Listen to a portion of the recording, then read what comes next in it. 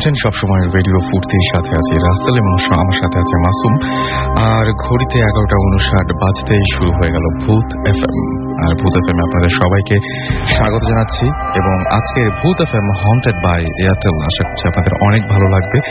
যারা এসএমএস করছেন এবং এসএমএস পাঠানোর নিয়মটি এখনো জানেন না, তাদেরকে বলি যে আপনার এয়ারটেল নাম্বার থেকে অথবা অন্য যে কোনো নাম্বার থেকে আমাদের এসএমএস করুন। লিখে ফেলুন SHOUT শাউট স্পেস আপনার নাম স্পেস আপনার মেসেজ, পাঠিয়ে দিন 9840 নাম্বারে। আর যারা আজকে শোটা আনফরচুনেটলি মিস করবেন তাদেরকেও জানিয়ে দিচ্ছি যে এয়ারটেল এম রেডিওর মাধ্যমে আপনি এই শোটি আরো একবার শুনতে পারবেন। এবং সেইটার জন্য আপনাকে যেটা করতে হবে, আপনার এয়ারটেল নাম্বার থেকে ডায়াল করুন 4040 এবং সিলেক্ট করুন চ্যানেল 22। দেখবেন যে একটার পর একটা এপিসোড আপনাকে একটার পর একটা এপিসোড শোনার অপশন দেওয়া হচ্ছে এবং সেখান থেকে আপনার পছন্দের এপিসোডটা আপনি ইচ্ছা করলেই শুনতে পারবেন। And now listeners can get the Bhoot FM tune as their caller tunes, my tunes from Airtel. Bhoot FM tune code is 92125 and you can activate it by sending a SMS. And SMS পাঠানোর নিয়মটি আমি বলছি, আপনি যদি ভূত FM এর এই টিউনটি এবং কলার টিউন হিসেবে অথবা মাই টিউন হিসেবে সেট করতে চান, তাহলে আপনার এয়ারটেল নাম্বার থেকে মেসেজ অপশনে গিয়ে টাইপ করুন CT স্পেস 92125 এবং এটা সেন্ড করুন 3123 নাম্বারে। এই হচ্ছে ঘটনা। এবং আমি যারা বললাম যে এসএমএস পাঠাচ্ছেন তারা তো এসএমএস পাঠাবেন এবং আপনাদেরকে অনেক থ্যাঙ্কস। অনেকটা পথ আমরা পার হয়ে এসেছি আপনাদের সঙ্গে ভূত এফএম এর সাথে। এবং এখনো পর্যন্ত আপনাদের যে পরিমাণ রেসপন্স পাই, আপনারা যে পরিমাণ ইমেল পাঠান আমাদেরকে, যে পরিমাণ এসএমএস পাঠান, অ্যামেজিং। এবং এটা আসলে আপনাদেরকে ধন্যবাদ দিয়েও শেষ করা যাবে না। অ্যান্ড আমার মনে হয় যে আগামী যে সমস্ত শোগুলো আমরা করবো আপনাদেরকে নিয়ে, সেই শোর জন্য আপনারা অনেক অনেক ঘটনা পাঠাবেন। আমি জানিয়ে দিচ্ছি আপনাদেরকে আমাদের ইমেল অ্যাড্রেসটি। আর ইমেল অ্যাড্রেসটি হচ্ছে bhootfm@radiofurti.fm, which is BHOOTFM@radioforti.fm. Anyways, আমরা প্রতি শোতেই যেভাবে আমরা শুরু করি সেরকম একটা ঘটনা দিয়ে আজকে শুরু করব। এবং এটি পাঠিয়েছেন এমন একজন যিনি আজকে এই মুহূর্তে আমাদের সাথে এখানে উপস্থিত থেকে সরাসরি আপনাদেরকে ঘটনাটা বলতে পারছেন না, বাট তিনি আমাদের ইমেল করেছেন এবং তার ইমেলটি ভালো লাগার জন্য আমি পড়ে শোনাচ্ছি। লিখছেন, হাই রাসেল ভাই, আশা করি ভালো আছেন। আমি আশিক ইমতিয়াজ খুলনার দৌলতপুর থেকে বলছি। আমি শুরু থেকেই ভূত এফএম শুনছি। এখন যে ঘটনাটি বলছি তা আমার দাদির মুখ থেকে শোনা। আমার দাদির বাবা, অর্থাৎ আমার বাবার নানা, তিনি একজন মসজিদের ইমাম ছিলেন এবং তিনি মানুষের অনেক ধরনের সমস্যার সমাধান করতেন। একদিন পাশের এক গ্রামের একটি লোক স্বাভাবিকভাবে মারা গেল, কিন্তু তারপর থেকে শুরু হলো সমস্যা। ওই বাড়ির লোক একে একে মরতে শুরু করলো। ঘটনাটি বাবার কানে আসলো। তিনি বুঝতে পারলেন যে ওই বাড়িতে পুরুষকাল লেগেছে। তারপর তিনি ওই বাড়িতে গেলেন এবং ওই বাড়িতে 4 জন লোক জীবিত। তিনি তাদের সাথে কথা বললেন। তিনি বললেন, তোমাদের বাঁচার একটা উপায় আছে। উপায়টি এরকম, গভীর রাতে ওই বাড়ির 4 কোণায় 4টি মুয়াজ্জিন, 4 জন মুয়াজ্জিন দাঁড়িয়ে আজান দেবেন। আর ওই সময় প্রথমে যে মারা গিয়েছিল তার কবর খোঁড়া হবে। কথা মতো কবর খোঁড়া হলো এবং অবিশ্বাস্য হলেও সত্য যে লাশের গালের মধ্যে কাফনের কাপড় ছিল, অর্থাৎ মুখের মধ্যে কাফনের কাপড় ছিল, অর্থাৎ লাশটি কাফনের কাপড় খাচ্ছিল। আর আমার বাবার নানার ধারণা এই কারণেই ওই বাড়ির লোকজন একে একে মারা যাচ্ছিল। তখন বাবার নানার নির্দেশে লাশটিকে ওপরে তোলা হলো এবং সেটিকে পুনরায় গোসল ও জানাজা দিয়ে অন্য স্থানে দাফন করা হলো। তারপর থেকে ওই বাড়িতে আর কোনো সমস্যা হলো না। এই ছিল ঘটনা। এবং এরকম অসংখ্য ঘটনা আপনাদের কাছেও আছে আমি জানি। আমাদেরকে ইমেইল করুন। এবং যারা আমাদেরকে এখন এসএমএস করছেন, দেখতে পাচ্ছি ব্ল্যাক ভূত, তিনি লিখেছেন যে তিনি ভূত এফএম পছন্দ করেন। আমাদেরকে জুলফিকার লিখেছেন যে আজকে খুব ভালো লাগছে। এখন তো শুরুই হলো না। নিবিড় আমাদের নাটোর থেকে লিখেছেন যে পিকনিক শেষ করে বাসায় যাচ্ছি, গাড়িতে বসে ভূত এফএম শুনছি। ওয়াও, আমার মাঝে অনেক এনজয় করছেন। হাদি আমাদের লিখেছেন যে হাদি আলমগীর শাহ নূর রাজশাহী থেকে লিখেছেন আমাদেরকে। শহীদ লিখেছেন, শহীদ উর্মি আলিম তন্নি সামির লিখেছেন, ভাই আমরা সকলে মিলে ভূত এফএম শুনছি এবং ছাদের ওপরে বসে খুব ভালো লাগছে। কামরুল আমাদেরকে লিখেছেন ভালুকা থেকে, এছাড়াও আমাদেরকে খিলক্ষেত থেকে সঞ্জিদা SMS করেছেন এফ জে রাব্বি। এছাড়াও আমাদেরকে SMS করেছেন শামীম, SMS করেছেন শিমুল, ফয়সাল, নাসিম, মিরপুর 2 ঢাকা থেকে, ঢাকা কমার্স কলেজের স্টুডেন্ট। তারা লাইট অফ করে তারা সবাই ভূত FM শুনছেন, থ্যাংক ইউ। মুনিম আমাদের SMS করেছেন, এছাড়াও লামিয়া আমাদের SMS করেছেন এবং তারও অনেক ভালো লাগছে সেটা জানিয়েছেন। আয়নাল SMS করেছেন এসকে রনি।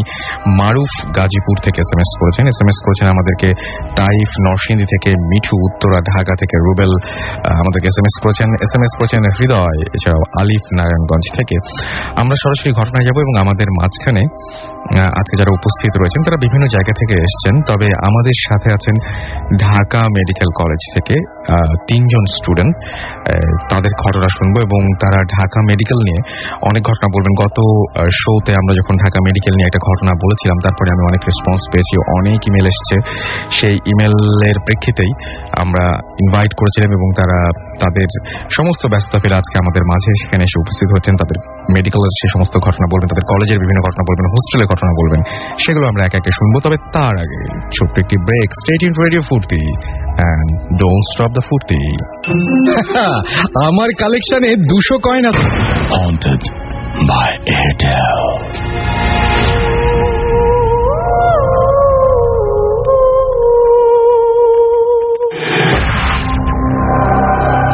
শুনছেন রেডিও ফুর্তি, চলছে ভূত FM হন্টেড বাই এয়ারটেল। যেমন কথা তেমন কাজ। ছোট্ট একটা ব্রেকের পরে ফিরে এলাম আবারও।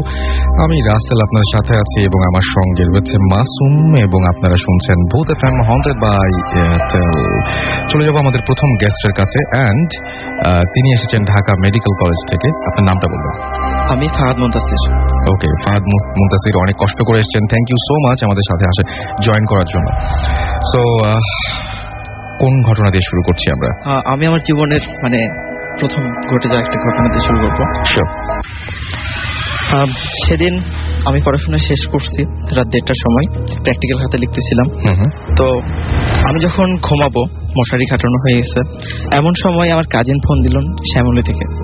তো কাজিন ফোন দিয়ে বললেন যে ওনার এক কর্মচারীর হাতের উপর গাড়ির গ্লাস পড়ছে। আচ্ছা, গাড়ির গ্লাস পড়ার পরে ডেলডয়েড মাসেল, হাতে যে মাসেলটা থাকে যেখানে ইনজেকশন করা হয়, তো ডেলডয়েড মাসেল, উনি তো আর মাসেল চেনেন না, উনি বললেন যে হাত গুরুতর ভাবে আহত হয়েছে, কেটে গেছে, তো আমি এমার্জেন্সিতে পাঠালাম, তুমি একটু যাও। হ্যাঁ, ওকে। তো আমি যখন এমার্জেন্সিতে যাব, তো আমি তখন একা। তো আমার রুমমেট ছিল নাজমুল। তো নাজমুলকে বললাম যে দোস্ত চল একসাথে যাই, একটু ঘুরে আসি, দেখে আসি কি অবস্থা। নাজমুল কি আপনার সঙ্গে আছেন এই মুহূর্তে? হ্যাঁ, নাজমুল আমার সঙ্গে আছে। হ্যালো বলেন নাজমুল। Hello listeners. সো আপনি নাজমুল, রাইট? হ্যাঁ, আমি নাজমুল, ঢাকা মেডিকেল কলেজ। ওকে, ফাইন। তো আমি নাজমুলকে নিয়ে গেলাম এমার্জেন্সিতে গিয়ে দেখি তো ওই ছেলেটার হাতে অলরেডি সেলাই করা হয়ে গেছে।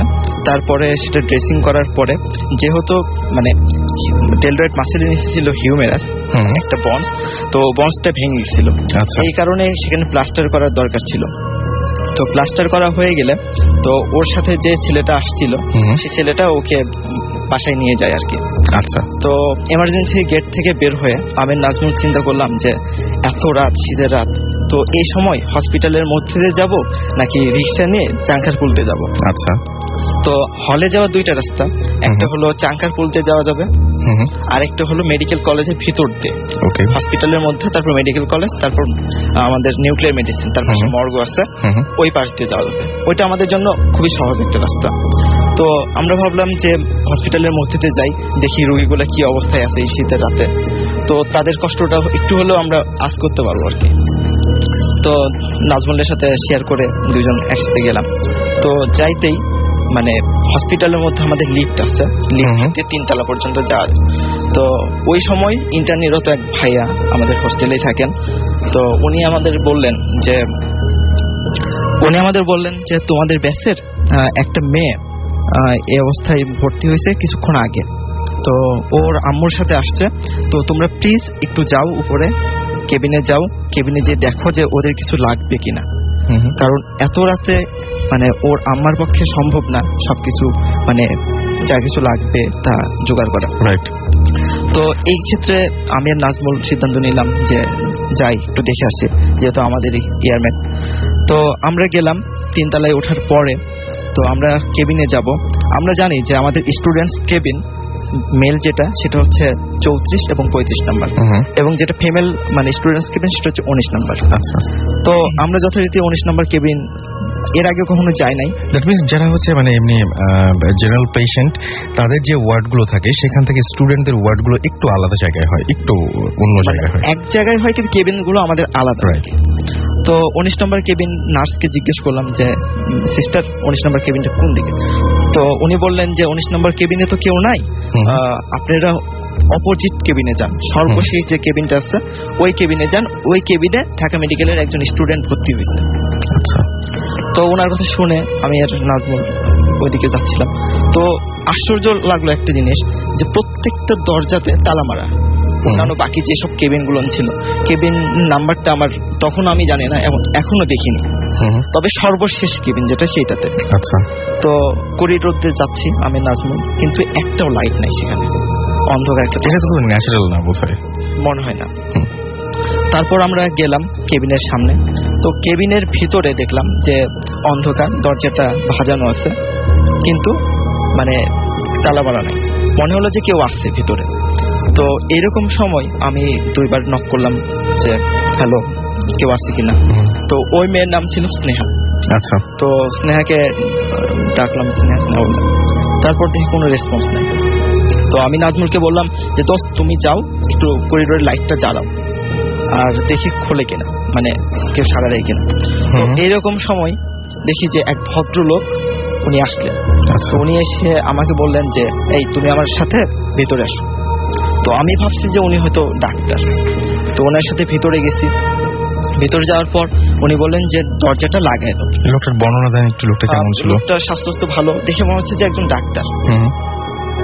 তো মানে অ্যাপ্রন ছিল সাথে। আচ্ছা। অ্যাপ্রন ছিল, এটা দেখে বুঝছি যে উনি ডাক্তার। রাইট। তো এত রাতে ডাক্তার ছাড়া তো কারো আসার কথা না। তারপর উনি বললেন যে ঘরের ভিতর অন্ধকার। তো উনি বললেন তুমি লাইটটা অন করো। তো আমি মোবাইলটা বের করলাম পকেট থেকে, বের করে মোবাইলের যে ক্ষীণ আলো সেটা দিয়ে আমি খুঁজতেছিলাম যে কোথায় বোর্ড। তো আমি যখন বোর্ডটা খুঁজতেছি এইরকম সময় আমি বেডের সাথে ধাক্কা খাই। ওখানে ধাক্কা খাওয়ার পর আমার মোবাইলটা পড়ে যায়, এবং আমি যখন আমার হাতটা পড়ে বেডের উপর তখন আমি অস্বাভাবিক কিছু জিনিস মানে অনুভব করলাম। কিরকম সেটা? সেটা হলো আমি যেটা স্পর্শ করলাম সেটা মনে হচ্ছে একটা মানুষের শরীর, কিন্তু সেটা মানে লিভিং বডি না, ডেড বডি। আর মেডিকেল টার্মে ডেড বডিকে ক্যাডেভার বলা হয়। আচ্ছা। তো আমরা সাধারণত যে ফার্স্ট ইয়ার সেকেন্ড ইয়ার স্টুডেন্টরা আমরা অ্যানাটমি ডিসেকশন হলে যেসব ক্যাডেভার গুলো মানে ডিসেকশন করি সেগুলো মূলত মানে শক্ত হয়, স্কিনের মধ্যে ফ্লুইড থাকে না ফরমালিন দেওয়ার কারণে, এবং একটা গন্ধ থাকে ফরমালিনের। তো ফরমালিনের গন্ধ সাধারণত নাকে গেলে মানে চোখে জলে আর কি, চোখ দিয়ে পানি ঝরে। তো যাই হোক আমি স্পর্শ করলাম, তো মনে হলো এটা একটা ডেড বডি। তো আমি অবাক হলাম যে এখানে ডেড বডি তো থাকার কথা না, ডেড বডি এখানে তো সাধারণত স্নেহা বা অন্য কারো থাকার কথা, বা ওর আম্মুর। তারপর আমি মানে খুব তাড়াহুড়া করে মানে বোর্ড খুঁজতে লাগলাম, সুইচ বোর্ড। হ্যাঁ, সুইচ বোর্ড। তারপর আমি সুইচ বোর্ড কোনোভাবে পেলাম। তো আমি যখন সুইচটা অন করলাম তখন টিউব লাইট, ফ্লোরোসেন্ট বাল্ব যেটা, সেটা যখন নষ্ট হয় তখন দেখা যায় টিপ টিপ টিপ টিপ করে। রাইট। তো বাল্বটা পুরোপুরি জ্বলতেছিল না, মানে টিপ টিপ করতেছিল। তো এমন সময় আমি শুধু এতটুকুই দেখতে পেলাম যে ওখানে একটা লাশ মানে পড়ে আসছে, ডেড বডি, এবং পুরাটা সাদা কাপড় দিয়ে ঢাকা। সাধারণত আপনারা দেখছেন যে যারা যারা লাশ দেখছে হসপিটালে তারা হয়তো দেখছে যে সাদা কাপড় দিয়ে ঢাকা। তো এরকম একটা মুহূর্তে আমি ওই লোকটাকে খুঁজলাম, কিন্তু মানে আশ্চর্যজনক যে ওই লোকটার রুমের মধ্যে নাই। লোকটা যখন রুমে আসলো তখন হচ্ছে তার বুট জুতা ছিল, জুতার শব্দ পাওয়া যাচ্ছিল, কিন্তু লোকটা যদি বেরিয়ে যায় তাহলে তো অবশ্যই জুতার শব্দ পাওয়া যাবে, কিন্তু লোকটা ওখান থেকে উধাও হয়ে গেল। তো এরকম সময় আমার মাথা কাজ করতেছিল না যে আমি কি করব। আপনি একটা পেশেন্ট দেখতে এসেছেন, দেখলেন যে বিছানায় শুয়ে আছে একটা ডেড বডি, এবং যে লোকটি আপনাকে বলেছিলেন যে এই দিকে আসো সেই লোকটি সেই মুহূর্তে নাই। তারপর আমি নাজমুলকে যে ডাকবো, নাজমুল তখনও হচ্ছে বাইরে, মানে ও সুইচ করতেছিল ওখানকার। তো নাজমুলকে আমি ডাকবো, আমার গলাতে কথা বের হচ্ছে না। তারপর আমি আমার মেন দরজা ভেবে আমি টয়লেটের দরজা ধরে টানাটানি করতেছি, কিন্তু মানে দরজা আর খোলে না। আর মনে হলো যে পিছন থেকে, আর তখন বাল্বটাও অফ হয়ে গেছে, আচ্ছা আর ওইরকম সময় মনে হলো যে পিছন থেকে কে জানি শীতল একটা হাত আমার ঘাড়ে দিছে। আচ্ছা, এই তারপর আমি আর মানে কিছু আর কিছু মনে নেই। তখন আমি তো সেন্সলেস অবস্থায় পড়ে গেছি। তো পরে যখন আমি জ্ঞান ফিরছে তখন নাজমুলের কাছ থেকে আমি বাকিটা শুনলাম। নাজমুল, আমি আপনাকে একটু জিজ্ঞেস করি যে আসলে বেসিক্যালি উনি যখন রুমের মধ্যে গেলেন তখন বাইরে আপনি কি করছিলেন বা কি অবস্থা ছিল? আসলে বাইরে আমাকে তখন মুনতাসির বলছিল যে যেহেতু আমরা পেশেন্ট দেখতে যাচ্ছি, আমাদের ক্লাসমেট, তো কিছু খাবার দাবার যেমন জুস বা কেক এই টাইপের কিছু আনার জন্য লাইট অফ অন করতে বলা হয়েছিল, কিন্তু লাইট খুঁজে পাইনি আমি সুইচ বোর্ড। তো আমি চলে গেছি ইমার্জেন্সি আশেপাশে, দেখা যায় সবসময় আপনার দোকানগুলো খোলা থাকে অনেক রাত পর্যন্ত, যেহেতু ইমার্জেন্সি মানে যে কোনো সময় লাগতে পারে। সো আমি নিচে যে খাবার দাবার একটা জুস কিনে তারপর আসলাম। এখন সেই নিচে যাওয়া এবং আসা এর মধ্যে যে সময়ের ব্যবধানটা, এটা আপনার 15 থেকে 20 মিনিট হবে। এর মধ্যে সম্ভবত এটা হচ্ছে, এটা আসলে ও ভিতরে কি ঘটছে এটা জানি না। আমি যাওয়ার পর কি অবস্থায় পেলেন? আমি যাওয়ার পর সব মানে নরমাল, সব নরমাল। এখন আমার প্রশ্ন হচ্ছে যে আপনি যখন ভেতরে ঢুকলেন তখন আপনি বেডে কি দেখতে পেয়েছিলেন? আচ্ছা, আমি তখন আসলে বেডে একটা ডেড বডি ছিল আসলে। হ্যাঁ, ডেড বডি ছিল, কিন্তু ওই ডেড বডিটা মানে ও যেরকম বলছে যে ওই যে লোকটা এরকম টাইপের কিছু ওরকম, কিন্তু ওটা নরমাল আপনার ডেড বডি যেরকম থাকে। আসলে পরে আমরা ইনফরমেশন নিয়ে জানা গেল যে বেওয়ারিশ লাশগুলো যে থাকে, ওই বেওয়ারিশ লাশগুলো সাধারণত আপনার যে ওইটা থেকে বোনস প্রসেস করে, বোনস গুলো বিক্রি করা হয় বা বিভিন্ন কাজে এগুলোর ভিসেরাগুলো সেল করা হয়। ওটা ওরকম একটা বেওয়ারিশ লাশ, এটা সাধারণত মর্গে নেওয়ার কথা, কিন্তু মর্গে নেওয়ার আগে ওখানে মানে আপাতত এখন আমি যাওয়ার পর এভরিথিং ইজ নরমাল, সবকিছু মানে আগের মতোই, কিন্তু মুনতাসির জাস্ট মানে ওর ফিট হয়ে আছে। আমি যা বললাম যে কি হচ্ছে মুনতাসির, তারপর ওর মুখে পানি টানি দিয়ে আমি নিজেও একটা নার্ভাস ফিল করতেছিলাম, কারণ যেহেতু এরকম রুমের মধ্যে একা, তারপর একটা ডেড বডি রুমের মধ্যে ছিল, এটা আসলে স্বাভাবিক। আর ওখানে কি করছিল, এটা তো একটা হ্যালোজিনেশন হতে পারে যে ওরকম যে একটা কি শীতল হাত, যে কারণ ডেড বডিটা নরমাল ছিল, যে ন্যাচারালি যেরকম থাকে, বাট একা একটা অন্ধকারের মধ্যে উনি আসলে এক্সপেক্ট করেননি এরকম কিছু যে এখানে ডেড বডি থাকবে। এনিওয়েজ, এই যে যারা ঘটনাতে প্রচন্ড ভয় পেয়েছেন তাদেরকে ভয়টা একটু ভাঙিয়ে দিই। আর সেটি হচ্ছে এখানে এই ঘটনার মধ্যে দুটো জিনিস আছে, একটা হচ্ছে যে প্রচন্ড ভয়, সেটা আপনারা পেয়েছেন অলরেডি আমি মনে করি। আর আরেকটা জিনিস আছে, সেটা হচ্ছে যে একটা ইনফরমেশন দিয়েছেন আমাদের ঢাকা মেডিকেল কলেজের স্টুডেন্টরা, সেটা হচ্ছে যে আপনি যখন ফরমালিনের সামনে যাবেন তখন নাক জ্বলবে, চোখ জ্বলবে আর কি, নাকে ঝাঁঝালো কোনো গন্ধ লাগবে। সুতরাং বাজারে যে যখন মাছ কিনবেন তখন অবশ্যই নাকের কাছে ধরে একটু টেস্ট করতে পারেন যে এটা তোমার ফরমালিন দেওয়া আছে কিনা। শুকে দেখলেন চোখ জ্বলছে কিনা, তাহলে বলেন ভাই ফরমালিন দেওয়া মাছ, এটা তো নিব না। এটা একটা ভালো জিনিস পাওয়া গেল আর কি এখান থেকে। রাইট, সো আমরা এখন যেটা করবো, মাসুম যদি হাত ইশারা করে তাহলে আমি ব্রেকে যাব, আর না হলে আবার নেক্সট ঘটনায় চলে যাব। একটা ছোট্ট ব্রেক লাগবে না নাকি? সো একটা ছোট্ট ব্রেকের পরে আবারও ফিরে আসছি স্ট্রেট ইনটু রেডিও ফুর্তি, এন্ড ডোন্ট স্টপ দ্য ফুর্তি। Haunted by Airtel.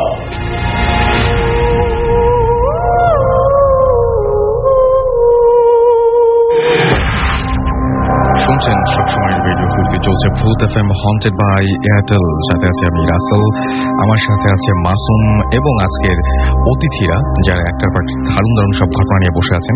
আমার মনে হয় যে আপনি কিছু বলতে চাচ্ছেন, বলে ফেলুন। আমার সবচেয়ে অবাক লাগছে যে মানে যে মেয়েটার কথা বলা হয়েছে যে অসুস্থ, সে কিন্তু অসুস্থ ছিল না এবং হসপিটালে সে ভর্তিও হয়। তার মানে সেই ইনফরমারটা যিনি ছিলেন, যে ইনফরমেশন দিয়েছিলেন, পরের দিন ক্লাসও করছে। যদি কেউ মেডিকেলে এরকম অবস্থায় ভর্তি হয় তাহলে সাধারণত তার ক্লাস করার কথা না। এটা আমি ভুলে গেছিলাম। এবং মানে রুমের যে লাইটটা আমি দেখছি যে মানে টিপ টিপ করতেছিল, সেটা যখন আমার জ্ঞান ফেরে তখন দেখি যে অটোমেটিক জ্বলতেছে। আচ্ছা, তার মানে ওই মুহূর্তটা সবকিছু এলোমেলো ছিল। অলরাইট, আমাকে ঐশী খুলশি থেকে লিখেছেন যে ভূত এফএম শোনার জন্য প্রতি ফ্রাইডে ওয়েট করি। আমাকে লিখেছেন তপন ফ্রম ড্রেমরা যে ভূত এফএম অনেক ভালো লাগছে। লাবণ্য আমাকে লিখেছেন ময়মনসিং থেকে, আমি ভাইয়া আম্মু একসাথে ভূত এফএম শুনছি। ইমরান, অন্তর, মৃদুল, জনি, এরা সবাই রেডি। অ্যান্ড আলমগীর ময়মনসিং থেকে লিখেছেন যে আমরা সবাই ভূত এফএম শুনছি। নাবিলা আমাদেরকে SMS করেছেন এবং নাবিলাও এই মুহূর্তে আমাদের সঙ্গে রয়েছেন। আমাদের সঙ্গে রয়েছেন সপ্তিক হরিয়ান থেকে, এবং আমাদের সাথে আছেন মাহি ফ্রম খুলনা ফুলবাড়িঘাট। আমাদের সাথে জহির আছেন কালীগঞ্জ থেকে, এছাড়াও অনন্ত আছেন আমাদের সঙ্গে ফরিদাবাদ থেকে, এছাড়াও জুবায়ের এবং জুনায়েদ দুজনেই রয়েছেন। রনি এবং মিল্টন রয়েছেন, রাজীব দাস সিলেট থেকে আমাদের সঙ্গে রয়েছেন, কল্যাণ রয়েছেন কাতিপাড়া থেকে, পারভেজ মানিকগঞ্জ থেকে, SK রনি আমাদের সঙ্গে রয়েছেন, SMS করেছেন বেশ কিছু, এবং আমাদের সাথে SMS করেছেন আমাদেরকে সাব্বির ইসলাম। এছাড়াও আমাদেরকে SMS করেছেন শুভ্র পটুয়াখালী থেকে, অনেক দূর থেকে SMS করেছেন। এছাড়াও আমাদেরকে SMS করেছেন mister Akbar, Shafiq and DVD ভূত সহ আরো অনেকে। আর যারা ঢাকা স্টুডেন্টে এখন ঢাকা ইউনিভার্সিটিতে এখন স্টুডেন্ট, এবং যারা বিভিন্ন মেডিকেল কলেজের স্টুডেন্ট, তাদের কাছে অনেক ঘটনাগুলো ভালো লাগবে, অনেকে রিলেট করতে পারবেন এবং অনেকে নিশ্চয়ই রেসপন্স করবেন, আমি সেটা আশা করব। যারা আমাদেরকে SMS করতে চাচ্ছেন কিন্তু SMS করতে পারছেন না, তাদেরকে বলি যে আপনার এয়ারটেল নাম্বার থেকে বা অন্য যে কোনো নাম্বার থেকে টাইপ করুন SHOUT শাউট স্পেস আপনার নাম স্পেস আপনার মেসেজ, পাঠিয়ে দিন 9840 নাম্বারে। আমি চলে যাচ্ছি পরবর্তী ঘটনায়, এবং এই ঘটনাটিও এমন একজন পাঠিয়েছেন যিনি এই মুহূর্তে আমাদের সাথে রেডিও ফুর্তিতে এসে জয়েন করতে পারেননি, বাট তিনি হয়তো এই মুহূর্তে আমাদের শুনছেন, এবং আমাদেরকে ইমেল পাঠিয়েছেন। ইমেলটি ভালো লেগেছে বলেই পড়ছি। আমাদেরকে লিখেছেন, রাসেল ভাই প্লিজ আজই আমার ঘটনাটি পড়ে শোনান। এটা না পড়লে আর ঘটনা পাঠাবো না, কারণ এটি আমার জীবনের শ্রেষ্ঠ ঘটনা। আমার নাম আনোয়ার হোসেন, আমার ঠিকানা মামুন স্মৃতি পাবলিক স্কুল, জামালপুর, এবং তারপরে তিনি মোবাইল নাম্বার দিয়েছেন। আচ্ছা, লিখেছেন, আমার ঘটনা একটু ধার্মিক প্রকৃতির। তাই গত রমজানে আমরা কয়েকজন মিলে 10 দিনের জন্য মসজিদে ইত্তেকাফে ছিলাম। আমাদের সাথে ছিলেন আমাদের এক দাদা। যাই হোক, আমাদের মসজিদের হুজুর হলেন একজন হাফেজ। 25শে রমজানের রাতে যখন তিনি তারাবিহ পড়াতে চলে যাচ্ছিলেন, তখন আমরা তাকে অনুরোধ করলাম যে তিনি যেন আমাদের সাথে রাতে থাকেন। তিনি আমাদের কথা মেনে নিলেন এবং আমাদের সাথে থাকতে রাজি হলেন। রাতে খাওয়া দাওয়া করার পর আমরা তাকে বললাম তিনি যেন আমাদেরকে তার বাস্তব জীবনের কিছু ঘটনা বলেন। তো তিনি বললেন, আচ্ছা ঠিক আছে, তার ঘটনাটি আমি নিজের তার ভাষায় লিখছি। আমরা তখন হাফেজি পড়ছি এক মাদ্রাসায়। সঙ্গত কারণে আমি মাদ্রাসা এবং এলাকার নাম বলবো না। তো দিন ভালোই চলছিল। ওই এলাকার একটি রীতি ছিল, কোনো বাড়িতে যদি কোনো লোক মারা যায়, তবে ওই মৃত লোকের বাড়ি থেকে যে কোনো একজন হাফেজকে এক নাগারে 40 দিন খাবার সরবরাহ করা হতো। তাই যদি কোনো লোক মারা যেত, তবে ওই মাদ্রাসা থেকে একজন হাফেজ মৃত লোকের বাড়িতে 40 দিন 3 বেলা খেতে যেত। হঠাৎ ওই মাদ্রাসায় একজন নতুন ছাত্রের আগমন ঘটল, কিন্তু ঘটনাক্রমে তাকে জায়গির অর্থাৎ লজিং নেয়ার মতো কোনো লোক পাওয়া গেল না। তাই সে বাধ্য হয়ে প্রথম দিন কোনোভাবে অন্য ছাত্রদের কাছ থেকে খাবার খেল। সবচেয়ে আশ্চর্যজনক ব্যাপার হলো, তার পরের দিনই ওই এলাকায় একজন লোক মারা গেল। ফলে 40 দিনের জন্য নতুন ছাত্রটির খাওয়া দাওয়ার ব্যবস্থা হয়ে যায়। 40 দিন চলে গেলেও তার লজিং এর কোনো ব্যবস্থা হলো না। তার পরের দিনই অর্থাৎ 41 দিনের মাথায় আরেকজন লোক মারা যায়। ফলে আবারও 40 দিনের জন্য থাকা খাওয়ার ব্যবস্থা হয়ে গেল, আবারও লজিং এর ব্যবস্থা হলো, এবং আবারও 41 দিনের মাথায় আরেকজন লোক মারা যায়। এভাবে ওই এলাকায় পর্যায়ক্রমে 7 জন লোক মারা গেল, অর্থাৎ প্রায় 9 মাসের মতো অতিবাহিত হলো। এই অবস্থায় ওই মাদ্রাসার সুপার অর্থাৎ প্রধান হুজুর একটি স্বপ্ন দেখলেন। স্বপ্নে তিনি দেখলেন যে একটি কণ্ঠ তাকে বলছে যে আপনাদের মাদ্রাসায় যে নতুন ছেলেটি এসেছে সে ভবিষ্যতে একজন সেই রকম ধরনের একজন ইমানদার, একজন বা বিশেষ কেউ একজন আর কি। তিনি বলছেন যে এভাবে তার এই জন্যই আল্লাহ তার খাওয়া দাওয়ার ব্যবস্থা করছেন। পরের দিন সকালে ওই সুপার এলাকার চেয়ারম্যান এবং গণ্যমান্য লোকদের ডেকে ওই ছেলেটির লজিং এর ব্যবস্থা করেন এবং সমস্ত ব্যাপারটি সবার কাছে লুকিয়ে রাখেন। পরে তিনি ওই ছাত্রটিকে ডেকে তাকে পরীক্ষা করেন এবং ঘটনার সত্যতা প্রমাণিত হয়। পরে তিনি সব ছাত্রদের কাছে ঘটনাটি খুলে বলেন এবং ওই ছাত্রটিকে মাদ্রাসার সুপার নিযুক্ত করেন। আশ্চর্য হলেও সত্য, পরবর্তী 2 বছরে ওই এলাকায় আর একটি লোকও মারা যায়নি। এই ছিল হুজুরের ঘটনা। পরের দিন সকালে ফজর নামাজ পড়তে তিনি চলে যান। তারপর আমাদের যা ঘটে তা 29 রমজানের রাতে। বলে রাখি, নিয়ম হলো যারা ইত্তেকাফে থাকবে তারা বিজোড় রাত্রিতে ইবাদতে কাটাবে।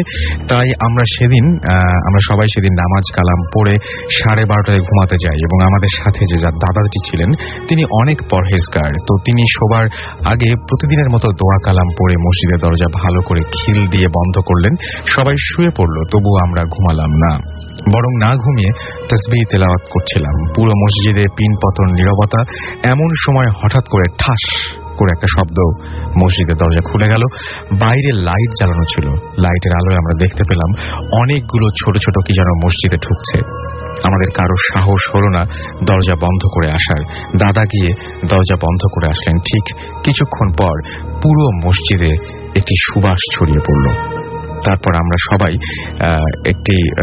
সবাই একসাথে অনেক কি বলবো, কালাম পড়ার শব্দ শুনতে পেলাম এবং অনেকক্ষণ পর গুঞ্জন থামলো। এবারও দরজা খুলে গেল, কিন্তু কোনো শব্দ হলো না। এবার আমরা স্পষ্ট দেখলাম অনেকগুলো ব্যাঙ বেরিয়ে গেল মসজিদ থেকে। তারপর আমরা সবাই উঠে পড়লাম এবং লাইট জ্বালালাম। দেখলাম 3টা বাজে। একটু পর আমাদের সবার বাড়ি থেকে খাবার এলো এবং সবাই সেহরি খেলাম। পরে দাদা আমাদের বললেন ওগুলো জিন ছিল। এই ছিল আমার ঘটনা এবং তিনি এই ঘটনাটি পড়তে অনুরোধ করেছেন। আমি ঘটনাটি পড়ে ফেললাম। আশা করছি আপনাদের ভালো লেগেছে। আর যারা ঘটনা পাঠাতে চান এরকম ভাবে এবং স্টুডিওতে উপস্থিত থাকতে চান নেক্সট ভূত এফএমে আমাদের সঙ্গে, তারা আমাদেরকে ইমেইল করুন এবং ইমেইলে অবশ্যই যে ঘটনাটি যেটা সত্যি আপনার জীবনে ঘটেছে সেরকম ঘটনাই পাঠাবেন। এবং মন গড়া, যেটা আপনি নিজেরই বিশ্বাস হয় না সেরকম কোনো ঘটনা ইনশাআল্লাহ আপনারা পাঠাবেন না। আপনাদেরকে আরো একবার অ্যাড্রেসটি জানিয়ে দিই, bhutfm@radiofurti.fm, which is BHOOTFM@radioforti.fm। এবং অবশ্যই নাম, ঠিকানা ও ফোন নাম্বার সহ আপনাদের ঘটনাগুলো পাঠাতে হবে। উল্লেখ করতে হবে যে আপনি আসলে কি চান।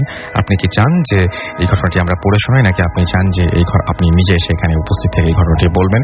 আর যারা দেশের বাইরে থেকে আমাদের শো শুনছেন তাদেরকে বলি যে অবশ্যই আপনারা সবচাইতে ভালো হয় যদি আপনারা আপনাদের ফাইলগুলো, আপনাদের যে ঘটনাটা সেই ঘটনাটাও রেকর্ড করে সেই অডিও ফাইলগুলো আমাদের কাছে পাঠিয়ে দিন। দেশের ভেতরেও যারা বিভিন্ন শহরে আছেন এবং ভূত এফএম শুনছেন তারাও একইভাবে আমাদেরকে ঘটনা পাঠাতে পারেন। চলে যাব আবারও নেক্সট ঘটনায় এবং আমাদের সঙ্গে আরো একজন গেস্ট রয়েছেন, তার ঘটনায় আমরা চলে যাই। লিসনার, আমি টরি নয়াপল্টন থেকে। আমি আমার ছোট খালার সাথে একটা ঘটনা বলতে যাচ্ছি এবং আপনার সঙ্গে আপনার হাজবেন্ড রয়েছেন, তার সাথে একটু কথা বলে ফেলি আমরা। সো আপনার নামটা একটু বলবেন প্লিজ। আমার নাম শেখ রাসেল হোসেন প্রিন্স। ওকে, আমি নয়াপল্টন থেকে আসছি। সো শুরু করি আমরা। হ্যাঁ, এটা প্রায় 1974-এর দিকের ঘটনা। আমার খালামণি তখন এজ 9 ইয়ার্স। তো একদিন সন্ধ্যায় তিনি কোনো কাজ করতে বা কোনো একটা কিছুর জন্য উঠোনের দরজায় যায়। তো দরজার সামনে হঠাৎ একটা কালো বিড়াল তার পায়ের উপর দিয়ে যেতে চায়। সে বিড়ালটাকে পায়ের উপর দিয়ে যাওয়ার কারণে লাঠি মেরে সরানোর জন্য লাঠি দেয়। তো ওটা অ্যাকচুয়ালি বিড়াল ছিল না, একটা জিন ছিল। তো তারপর দেখা গেল যে জিনটা তৎক্ষণাৎ আন্টিকে তার সাথে নিয়ে যায় এবং আন্টির জায়গায় একটা পরীকে তার আন্টির রূপে আমাদের নানুর বাসায় রেখে যায়। তো সন্ধ্যার কিছুক্ষণ পরে সবাই যখন রাতের খাবার খেতে বসলো, দেখা গেল ওই জিনটা সবকিছু সে একাই খেয়ে ফেললো এবং সবাই তখন বসেই ছিল। তারপর সে আরো খেতে চাইত। তখন নানু আরো রান্না বান্না করলো, সে আবার সবারটা খেয়ে ফেললো।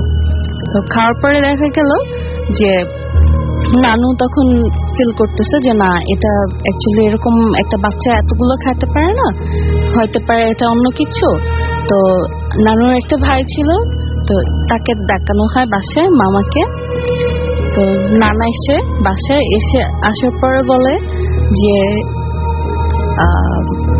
আচ্ছা ঠিক আছে, এইরকম যখন হচ্ছে আমি তাহলে একটা হুজুরকে ডেকে নিয়ে আসি। একটা হুজুরকে ডেকে নিয়ে আসে। তখন সে এসে দেখার পর বললো যে হ্যাঁ, এটা কিছু একটা হয়েছে, তো আপনারা কালকে আসরের নামাজের পরে আমার সাথে আসেন, আমি আপনাদেরকে তার কাছে নিয়ে যেতে হবে। আচ্ছা, ওকে, হ্যাঁ, একটা হুজুরের কাছে নিয়ে যাব, উনি আমার চাইতে বেটার বুঝবে কি হয়েছে। তো আপনারা কালকে আসর নামাজের পরে আমার সাথে যাবেন। তো নেক্সট ডে আসর নামাজের পরে সবাই আসলো, সেই নানাটা আসলো, নানার সাথে তার একটা ফ্রেন্ডকে নিয়ে আসছিল। তো দেখা গেল যে তাকে যখন যেতে বলা হচ্ছে সে যাবে না, সে যেতে চাইলো না বলে চুপ করে বসেছিল। তো তাকে ভাবলো যে কুলে করে উঠে নিয়ে যাবে, এত তার ওয়েট বেড়ে গেছিল তাকে কুলে উঠাতে পারতেছিল না, তারা 2-3 মিলে নিতে পারতেছিল না। তখন চিন্তা করলো যে রিক্সা দিয়ে তো তাকে নিয়ে যাওয়া যাবে না, তখন একটা ভ্যান নিয়ে আসলো। ভ্যান নিয়ে এসে দেখা গেল ওই ভ্যানের ড্রাইভার আরো 2-3 টোটাল 4-5 জন মিলে তাকে উঠিয়ে ভ্যানে বেঁধে নিয়ে যাওয়া শুরু করলো। আচ্ছা, তো ভ্যান দিয়ে যখন নিয়ে যাচ্ছিল রাস্তায় তখন কিছু ঘটনা ঘটে। কিছু দূর যাওয়ার পরে ভ্যানটার এগোচ্ছিল না, আচ্ছা। সামনের দিকে। এটা কি ওয়েটের কারণে বা অন্য কোনো কারণে? হ্যাঁ, ওটা তখন প্রচন্ড ওয়েট গেইন করে, মানে ভার হয়ে যায়, কোনোভাবেই যাচ্ছিল না। তখন নানু আয়াতুল কুরসি পড়া স্টার্ট করে এবং বিভিন্ন দোয়াটা পড়তে থাকে, জিকির করতে থাকে সবাই, তখন ওটা আস্তে আস্তে যায়। তারপর তারা অনেক কষ্টের পরে সেই হুজুরের ওখানে পৌঁছায়, যে দেখে যেই হুজুরের কাছে তারা গেছে সেই হুজুর অন্য মানে কোনো এক কাজে অন্য কোথাও গেছে, সে ছিল না তখন তার প্লেসে। তো ওনার সাগরেদ টাগরেদ ছিল আরো, তারা মানে হুজুরের কাছে শিখতো। তো তখন তারা বলল যে আপনি যা যা করার মানে দোয়া টোয়া পড়া, তাবিজ টাবিজ দিয়েছে, মানে মোটামুটি যা যা করার দরকার ছিল তারা করে দিয়েছে যতটুকু পারতো। আর বলছে যে হ্যাঁ, বড় হুজুর কালকে বা পরশু চলে আসবে, আপনারা তাহলে তখন আসেন, তখন দেখাতে পারবেন। আর আপাতত আমি যা করেছি এনাফ। তো বাসে যাওয়ার পরে দেখলো যে হ্যাঁ ওকে এনাফ, তো অবশ্যই এটা তেমন ডিস্টার্ব কিছু করতো না, চুপচাপ সে তার মতো ধ্যান ধরে বসে থাকতো, নড়াচড়া করতো না, কথা টথাও বলতো না কারোর সাথে, শুধু খাওয়ার সময় খেতে চাইতো, আর একটু পর তার খিদে পেতো, অনেক বেশি বেশি খেতে চাইতো। আর দেখা যেত মাঝে মধ্যে রাতের বেলা সে চলে যেতে চাইতো, বাইরে যেতে চাইতো। তা এত রাতে একটা মেয়েকে বাইরে যেতে দেওয়া যায় না, তো সেই জন্য আর কি তাকে বাইরে যেতে দেওয়া হতো না। তখন নেক্সট ডেতে নানা গেল সেই বড় হুজুরের খোঁজ নিতে যে সে ফিরছে কিনা, যে দেখে যে সে তখনও ব্যাক করে নাই। তো ব্যাক করে নাই, এখন কি করার, গেল বাসে ব্যাক করলো। ব্যাক করার পরে এখন অন্য হুজুর তো দেখাতে হবে, এভাবে তো বসে থাকা যাবে না। তো আরো অন্য যে কয় জায়গায় হুজুর যোগাযোগ করে পাওয়া গেছে সবাইকে আনা হয়েছে। তো 2-3 জনের পরে একজন বলছে যে এইটা অ্যাকচুয়ালি আপনাদের মেয়ে না, এটা জিন একটা আপনার মেয়ের রূপে রেখে গেছে, আপনি যদি ওকে পাহারা দিয়ে না রাখেন, কোনোভাবে যদি ও এখান থেকে স্কেপ করে, দেন আপনার মেয়েকে আর ওরা ব্যাক করবে না। আচ্ছা। তো দেখা গেল তখন সবাই মিলে ওটাকে একের পর এক পাহারা দিয়ে দিয়ে রাখতো, কেউ রাতে ঘুমাতো, কেউ জেগে থাকতো, এরকম করে ওটাকে 24 ঘন্টায় পাহারা দিয়ে রাখতো। আর ওর যত ফরমাইশ ছিল ওগুলা পূরণ করা হতো, যেমন খাওয়া দাওয়া যা সে খেতে চাইতো। তারপর এরকম প্রায় প্রতিদিনই ওই হুজুরের খোঁজ নিতে যাওয়া হতো, কারণ অন্য কোনো হুজুর কিছু করতে পারতেছিল না। তো খোঁজ নিতে যাওয়া হতো, হুজুর আসে না। সেই 14-15 দিন পরে দেখা যায় যে হুজুর একদিন নিজেই আমাদের নানু বাসায় চলে আসে এবং এসে বলে যে কি ব্যাপার, কি হয়েছে, আমি শুনলাম আপনারা আমাকে অনেক খোঁজ করতেছেন, এই জন্য আমি নিজেই এখানে চলে আসলাম। তারপরে তো উনি দেখলো, দেখার পরে উনি তার যা যা করার দরকার এই জন্য কিছু জিনিসপত্র চাইলো। তো ওগুলা নিয়ে আসছিল, জিনিসগুলো ছিল মার্কিন কাপড়, আগরবাতি, চাল, তারপর এরকম চারপার ডিফারেন্ট ডিফারেন্ট স্টাফ, আমি শিওর মানে মনে করতে পারতেছি না কি ছিল। তো ওগুলা নিয়ে আসলো, সবকিছু নিয়ে আসার পরে হুজুর সন্ধ্যার নামাজ, মাগরিবের নামাজ শেষ করে তারপরে সে তার মতো বসলো, বসে দোয়াটা পড়লো, পড়ার পরে অনেক কিছু করলো, করার পরে যেই জিনটাকে লাথি মারা হয়েছিল সেই জিনটাকে সে নিয়ে আসে।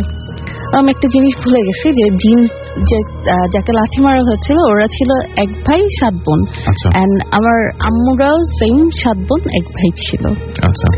তো জিনটা আসে ওখানে, আসার পরে তার সাথে কথা টথা বলা হয় কেন এরকম হয়েছে বা কি। তখন সে বলে যে আমাকে এরকম লাঠি মারছে, তার জন্য আমি ওকে নিয়ে গেছি, বাট ওকে আমার খুব পছন্দ হয়েছে, ও আমার কাছে আছে, আমি ওকে বিয়ে করবো, আমি ওকে দিব না। এটা সে মানে ক্লিয়ার বলে দেয়। বলার পরে সে দিবে নাই, ওই মোমেন্টটা এখন অনেক সে ইটি করার পরে এখন হুজুরটা বলে যে ঠিক আছে, তুমি যদি না দাও, এখানে যেই মেয়েটা আছে ওকে তাহলে আমার তো বোতলে বন্ধ করে ফেলতে হবে, ওকে তো আমি আর যেতে দিব না। তো এটা বলার পরে ওই যে পরীটা আন্টির রূপে আমাদের বাসায় ছিল, ওটা হচ্ছিল ওই জিনটার বোন। এখন জিনটার কি করবে, তখন চিন্তা করলো যে ঠিক আছে, তো একটা সে তার কন্ডিশন দিল। কন্ডিশন দেওয়ার পরে সে রাজি হলো যে ঠিক আছে, আপনারা আমার বোনকে ফেরত দেবেন, আর আমার কন্ডিশন হচ্ছে আমাকে প্রায় 20 মণ মিষ্টি দিতে হবে, যেটা একদম খাঁটি হবে। তো আমাকে 3টা গরু আর 11টা খাসি, একটা সে তার তিতাস নদী পার দিয়ে গেলে একটা জঙ্গল আছে, ওখানে একটা গাব গাছ আছে, আচ্ছা, ওই গাছের নিচে সবকিছু রেখে আসতে বলে। আচ্ছা। তো তখন নানুদের সেরকম অ্যাবিলিটি ছিল না এত কিছু দেওয়ার মতো, তো হুজুর ওটা নিয়ে অনেক বার্গেন করে। বার্গেন করার পরে তারপরে সে 1 মণ অথবা 2 মণ মিষ্টি আর একটা খাসিতে বা 3টা খাসি, হ্যাঁ 3টা খাসি আর 2 মণ মিষ্টি এরকম কিছুতে একটা সে আসে মিড পয়েন্টে যে ঠিক আছে আমাকে এগুলো দিলেই আমি দিয়ে দিব।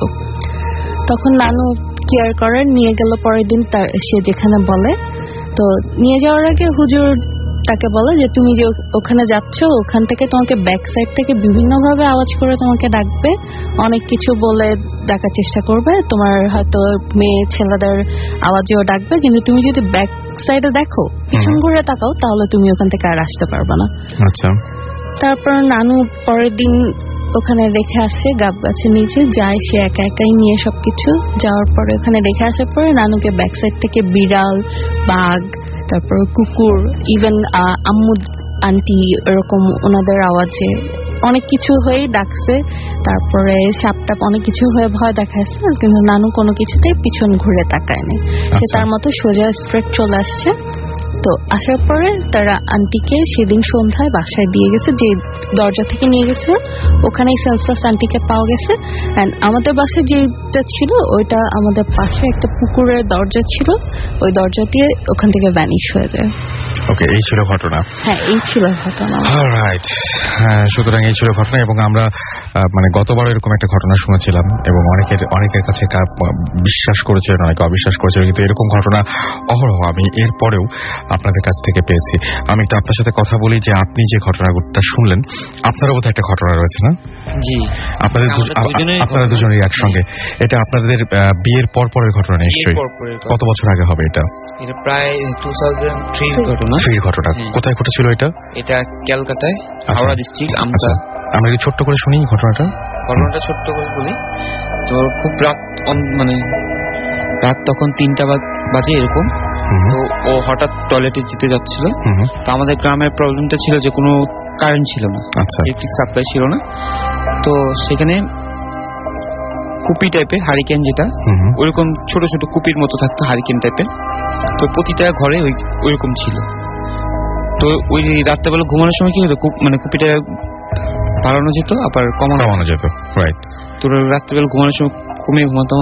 তখন হঠাৎ বলতেছে আমি তো একটু টয়লেটে যাবো, তুমি তো আমার সাথে চলো। তখন ওকে আমি বললাম যে কি তুমি একা যাও, এটা কি তো সম্ভব না, এত রাত্রেবেলা এই গ্রামের মধ্যে অন্ধকার, এত অন্ধকার, আমি কিভাবে যাবো, তুমি আমার সাথে আসো। তো আমরা দুজন নিচে নামলাম। নিচে নামার পরে আমাদের ও টয়লেটে গেল, ওখান থেকে ওকে নিয়ে আমরা ব্যাক করছি। তো আমাদের ব্যাক সাইডটার দরজা ছিল গ্রিলের দরজা, যেটা বলে গ্রিলের দরজা ছিল। তালা মারতেছি, তালা মারা জাস্ট ঘুরছি। তো এমন প্রচন্ড প্রেসারে একটা আওয়াজ আসছে যে কেউ পিছন থেকে জোরে দৌড়ে এসে একটা লাথি মারলে যেরকম একটা গ্রিলের মধ্যে আওয়াজ আসবে এরকম। তখন আমি সাথে সাথে, আমার হাতে একটা টর্চ লাইট ছিল, সাথে সাথে ঘুরে তাকিয়ে দেখি কেউ নাই। আচ্ছা, কিন্তু আওয়াজটা আসার তো কোনো কারণ নেই, কারণ আপনারা তালা মেরে অলরেডি ওখান থেকে সরে এসছেন। জাস্ট তালাটা মারি, ঘুরে যাই, ঘুরে যান, জাস্ট ঘুরেন। এর মধ্যেই ঘটনাটা ঘটেছে, সেকেন্ড 2 এর মধ্যেই ঘটনাটা ঘটলো যে কেউ দৌড়িয়ে এসে ওই গ্রিলটাতে লাথি মারলো। এবং মানে সেটা হচ্ছে অনেক প্রচন্ড আওয়াজ এবং ভাইব্রেশনটা, আমি ঘুরেও মানে ভাইব্রেশনটা হচ্ছিল, মানে আপনি দেখতে পাচ্ছেন গ্রিলটা তখন কাঁপছে। হ্যাঁ, কাঁপছে। ওকে। তো আমি সাথে সাথে টর্চ লাইট নিয়ে এইখানে ওইখানে দেখছি। তো অনেক দূরে, প্রায় 30 থেকে 40 গজ ডিস্টেন্সে একটা কুকুর বসে আছে, জাস্ট এই। তো আমার ঘটনাটা হলো, তখন আমি ওকে বলিনি, প্রায় 4-5 বছর পরে আমি ওকে এই ঘটনাটা বলছি। তো আমাকে জিজ্ঞেস করতেছে কি হলো এটা ঘটনাটা। আমি কিছুই না, কুকুরটাই এসে হয়তো বা বাড়ি টাড়ি দিছে। তা আমি কিন্তু বুঝতে পারছি যে সামথিং রং। তো তখন ওকে আমি নিয়ে গেছি আমাদের ফার্স্ট বিয়ের পরের 2-3 দিন পরের ঘটনা, তার মধ্যে আমাদের লাভ ম্যারেজ। তো ওকে তো এখানে কোনো মতে বোঝানো যাবে না কোনো একটা ঘটনা আছে বা কোনো একটা ভয়াবহ কিছু আছে এই বাসায়, তাহলে তো আর এখানে মানে থাকতে পারবে না। তো এই জন্য বলে কোনো মানে কোনো কিছু মনে হয় না মানে কুকুরটাই এখানে আছে। তো আমি তখন অনেকক্ষণ মানে রাত্রেবেলা যখন ঘুমাতে যাই তখন অনেক ক্যালকুলেশন করে চিন্তা করি যে কুকুরটা এত দূরে, 1 সেকেন্ডের মধ্যে এত দূরে যাওয়া কখনোই পসিবল কোনোভাবে সম্ভব না, এবং এত নিশ্চয়ই শক্তিও তার নেই যে পুরো গ্রিলটা ভাইব্রেট করবে। রাইট, এটা তো পরে চিন্তা করছি, কিন্তু এত দূরত্বে সে 2 সেকেন্ডের মধ্যে চলে যেতে পারবে না। ট্রু। সো এই ছিল ঘটনা, এবং আমি দেখতে পাচ্ছি এর মধ্যে অনেকগুলো SMS চলে এসেছে। রনি চিটং থেকে লিখেছেন যে আমি আর মায়া একসাথে ভূত এফএম শুনছি। রেজা লিখেছেন আমাদেরকে সিলেট থেকে যে রাসেল ভাই, আমি আমার ছোট ভাগ্নি আনিশা, ইশাত, অসীন, আবির, তারপরে মিশি, সবাই মিলে ভূত এফএম একসাথে শুনছেন। বন্যভূত আমাদের SMS করেছেন। এছাড়া আমাদের SMS করেছেন শিমুল, অর্থহীন ছেলে আমাদের SMS করেছেন, এবং তিনি এসকে রনি আবারও আমাদের SMS করেছেন এবং তিনি বলছেন যে খুব মজা পাচ্ছেন তিনি।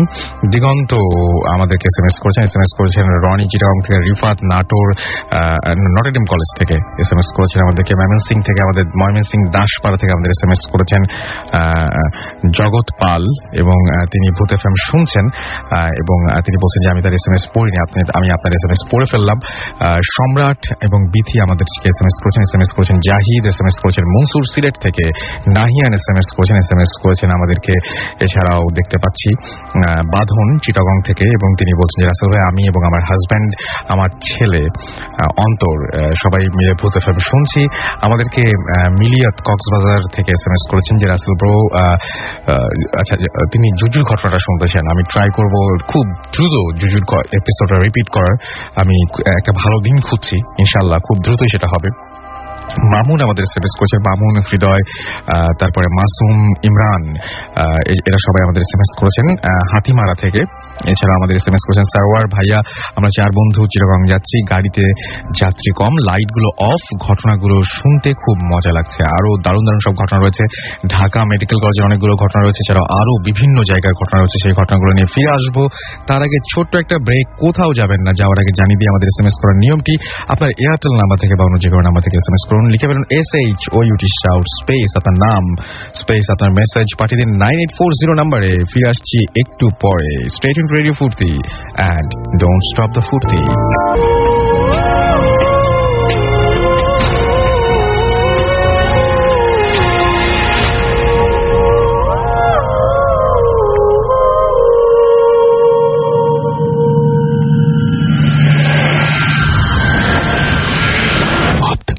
FM, haunted by Airtel.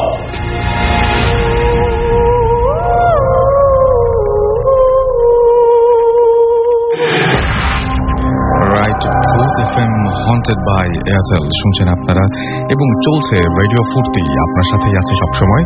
আর এই মুহূর্তে আমি রাসেল আছি, আপনার সাথে আছে মাসুম এবং আমাদের সাথে আজকের অতিথিরা। ব্রেকের আগে বলে গিয়েছিলাম যে ফিরে এসে আরো কিছু ঘটনা শোনাবো, এবং সেই ঘটনাগুলো আমাদের যে সমস্ত অতিথিরা আছেন তারাই আপনাদেরকে বলবেন। তারা কিছু SMS পড়ে ফেলি। আমাদেরকে জানুয়ারি ভূত SMS করেছেন ময়মনসিং থেকে, এছাড়া আমাদের SMS করেছেন মনিরুজ্জামান ময়মনসিং ক্যান্টনমেন্ট থেকে, তিনি প্রোগ্রাম এনজয় করছেন। হৃদয় চট্টগ্রাম থেকে, এছাড়াও আমাদেরকে SMS করেছেন স্বাধীন বাগেরহাট থেকে, SM সোহাগ আমাদের SMS করেছেন, সবুজ দাস SMS করেছেন আমাদেরকে, অর্ণব SMS করেছেন, এছাড়াও আমাদের SMS করেছেন শান্ত, আমাদেরকে SMS করেছেন মরহুম সৌরভ গ্রেভিয়ার্ড ময়মনসিং থেকে, এছাড়া আমাদেরকে SMS করেছেন অনিক ঢাকা ধানমন্ডি থেকে, এবং তিনি বলছেন ভাই আমি আপনাদের নতুন ফ্রেন্ড, জয়েন করেছেন নতুন। হুসাইন MC হোস্টেল বোট ভূত এফএম থেকে, ভূত এফএম ভালো লাগছে সেটা বলেছেন। আচ্ছা, ইমন আমাদের SMS করেছেন নটরডেম কলেজ থেকে, এবং তিনি বলেন চারিদিকে আধার অ্যান্ড বারান্দাতে একমাত্র চাঁদ এবং ভূত এফএম, বুঝতেই পারছেন অনেক মজা পাচ্ছেন তিনি। এছাড়া আমাদের আরো অনেকেই, ডিজে প্রীতম, দীপ নাটোর থেকে SMS করেছেন, চট্টগ্রাম থেকে SMS করেছেন আমাদেরকে। আচ্ছা কি লিখেছেন আমি বুঝতে পারলাম না নামটা। আসিফ ময়মনসিং থেকে SMS করেছেন। এছাড়াও SMS করেছেন মিলন, আমাদেরকে SMS করেছেন আরাফ, এছাড়াও আব্দুল সহ আরো অনেকে যারা SMS করতে চান তাদেরকে আরো একবার বলি, মোবাইলের মেসেজ অপশন যান, সেখানে গিয়ে টাইপ করুন SHOUT শাউট স্পেস আপনার নাম স্পেস আপনার মেসেজ পাঠিয়ে দিন 9840 নাম্বারে, আপনার এয়ারটেল নাম্বার থেকে বা অন্য যে কোনো নাম্বার থেকে। রনি চট্টগ্রাম থেকে SMS করেছেন এবং তিনি হাসিন, তারপরে আরো কার নাম বলেছেন পড়তে পারলাম না, তারা সবাই ভূত FM শুনছেন এবং অনেকগুলো SMS পাঠিয়েছেন তিনি আমাদেরকে, আরো অনেকে SMS পাঠিয়েছেন, ইনশাআল্লাহ আপনিও পাঠাবেন। আর সেই সাথে আমি আরো একবার জানিয়ে দিই যে আমাদের সাথে যারা উপস্থিত রয়েছেন তাদের মধ্যে আমরা নেক্সট ঘটনায় যাচ্ছি। একটু আগে তার গলা আমরা শুনেছি, ফ্রেন্ডের সাথে পার্টিসিপেট করেছেন, এখন নিজে বলবেন আপনার ঘটনাটা, আপনার নামটা একটু বলবেন প্লিজ। আমি হুমায়ুন, ঢাকা মেডিকেল কলেজ থেকে। ওকে হুমায়ুন, আর আপনি আপনার নামটা একটু বলবেন। হাই লিসনার, আমি নাজমুল, ঢাকা মেডিকেল কলেজ। ওকে, তো নাজমুলের ঘটনাটা আমরা যাই, ঢাকা মেডিকেলের ঘটনা দিয়ে আসি, তারপরে আমরা হুমায়ুনের কাছে যাবো। অলরাইট, বলেন।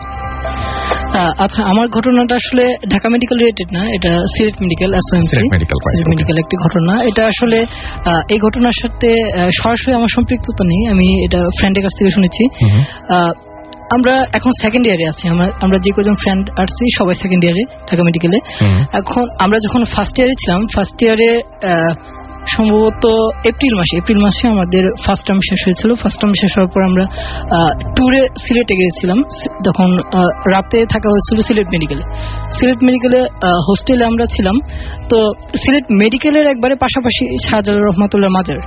তো আমরা রাতে মাজার জিয়ারত করে আসার পর ফ্রেন্ডরা মিলে সবাই একটু ঘুরতে গেছি মেডিকেল ক্যাম্পাসে।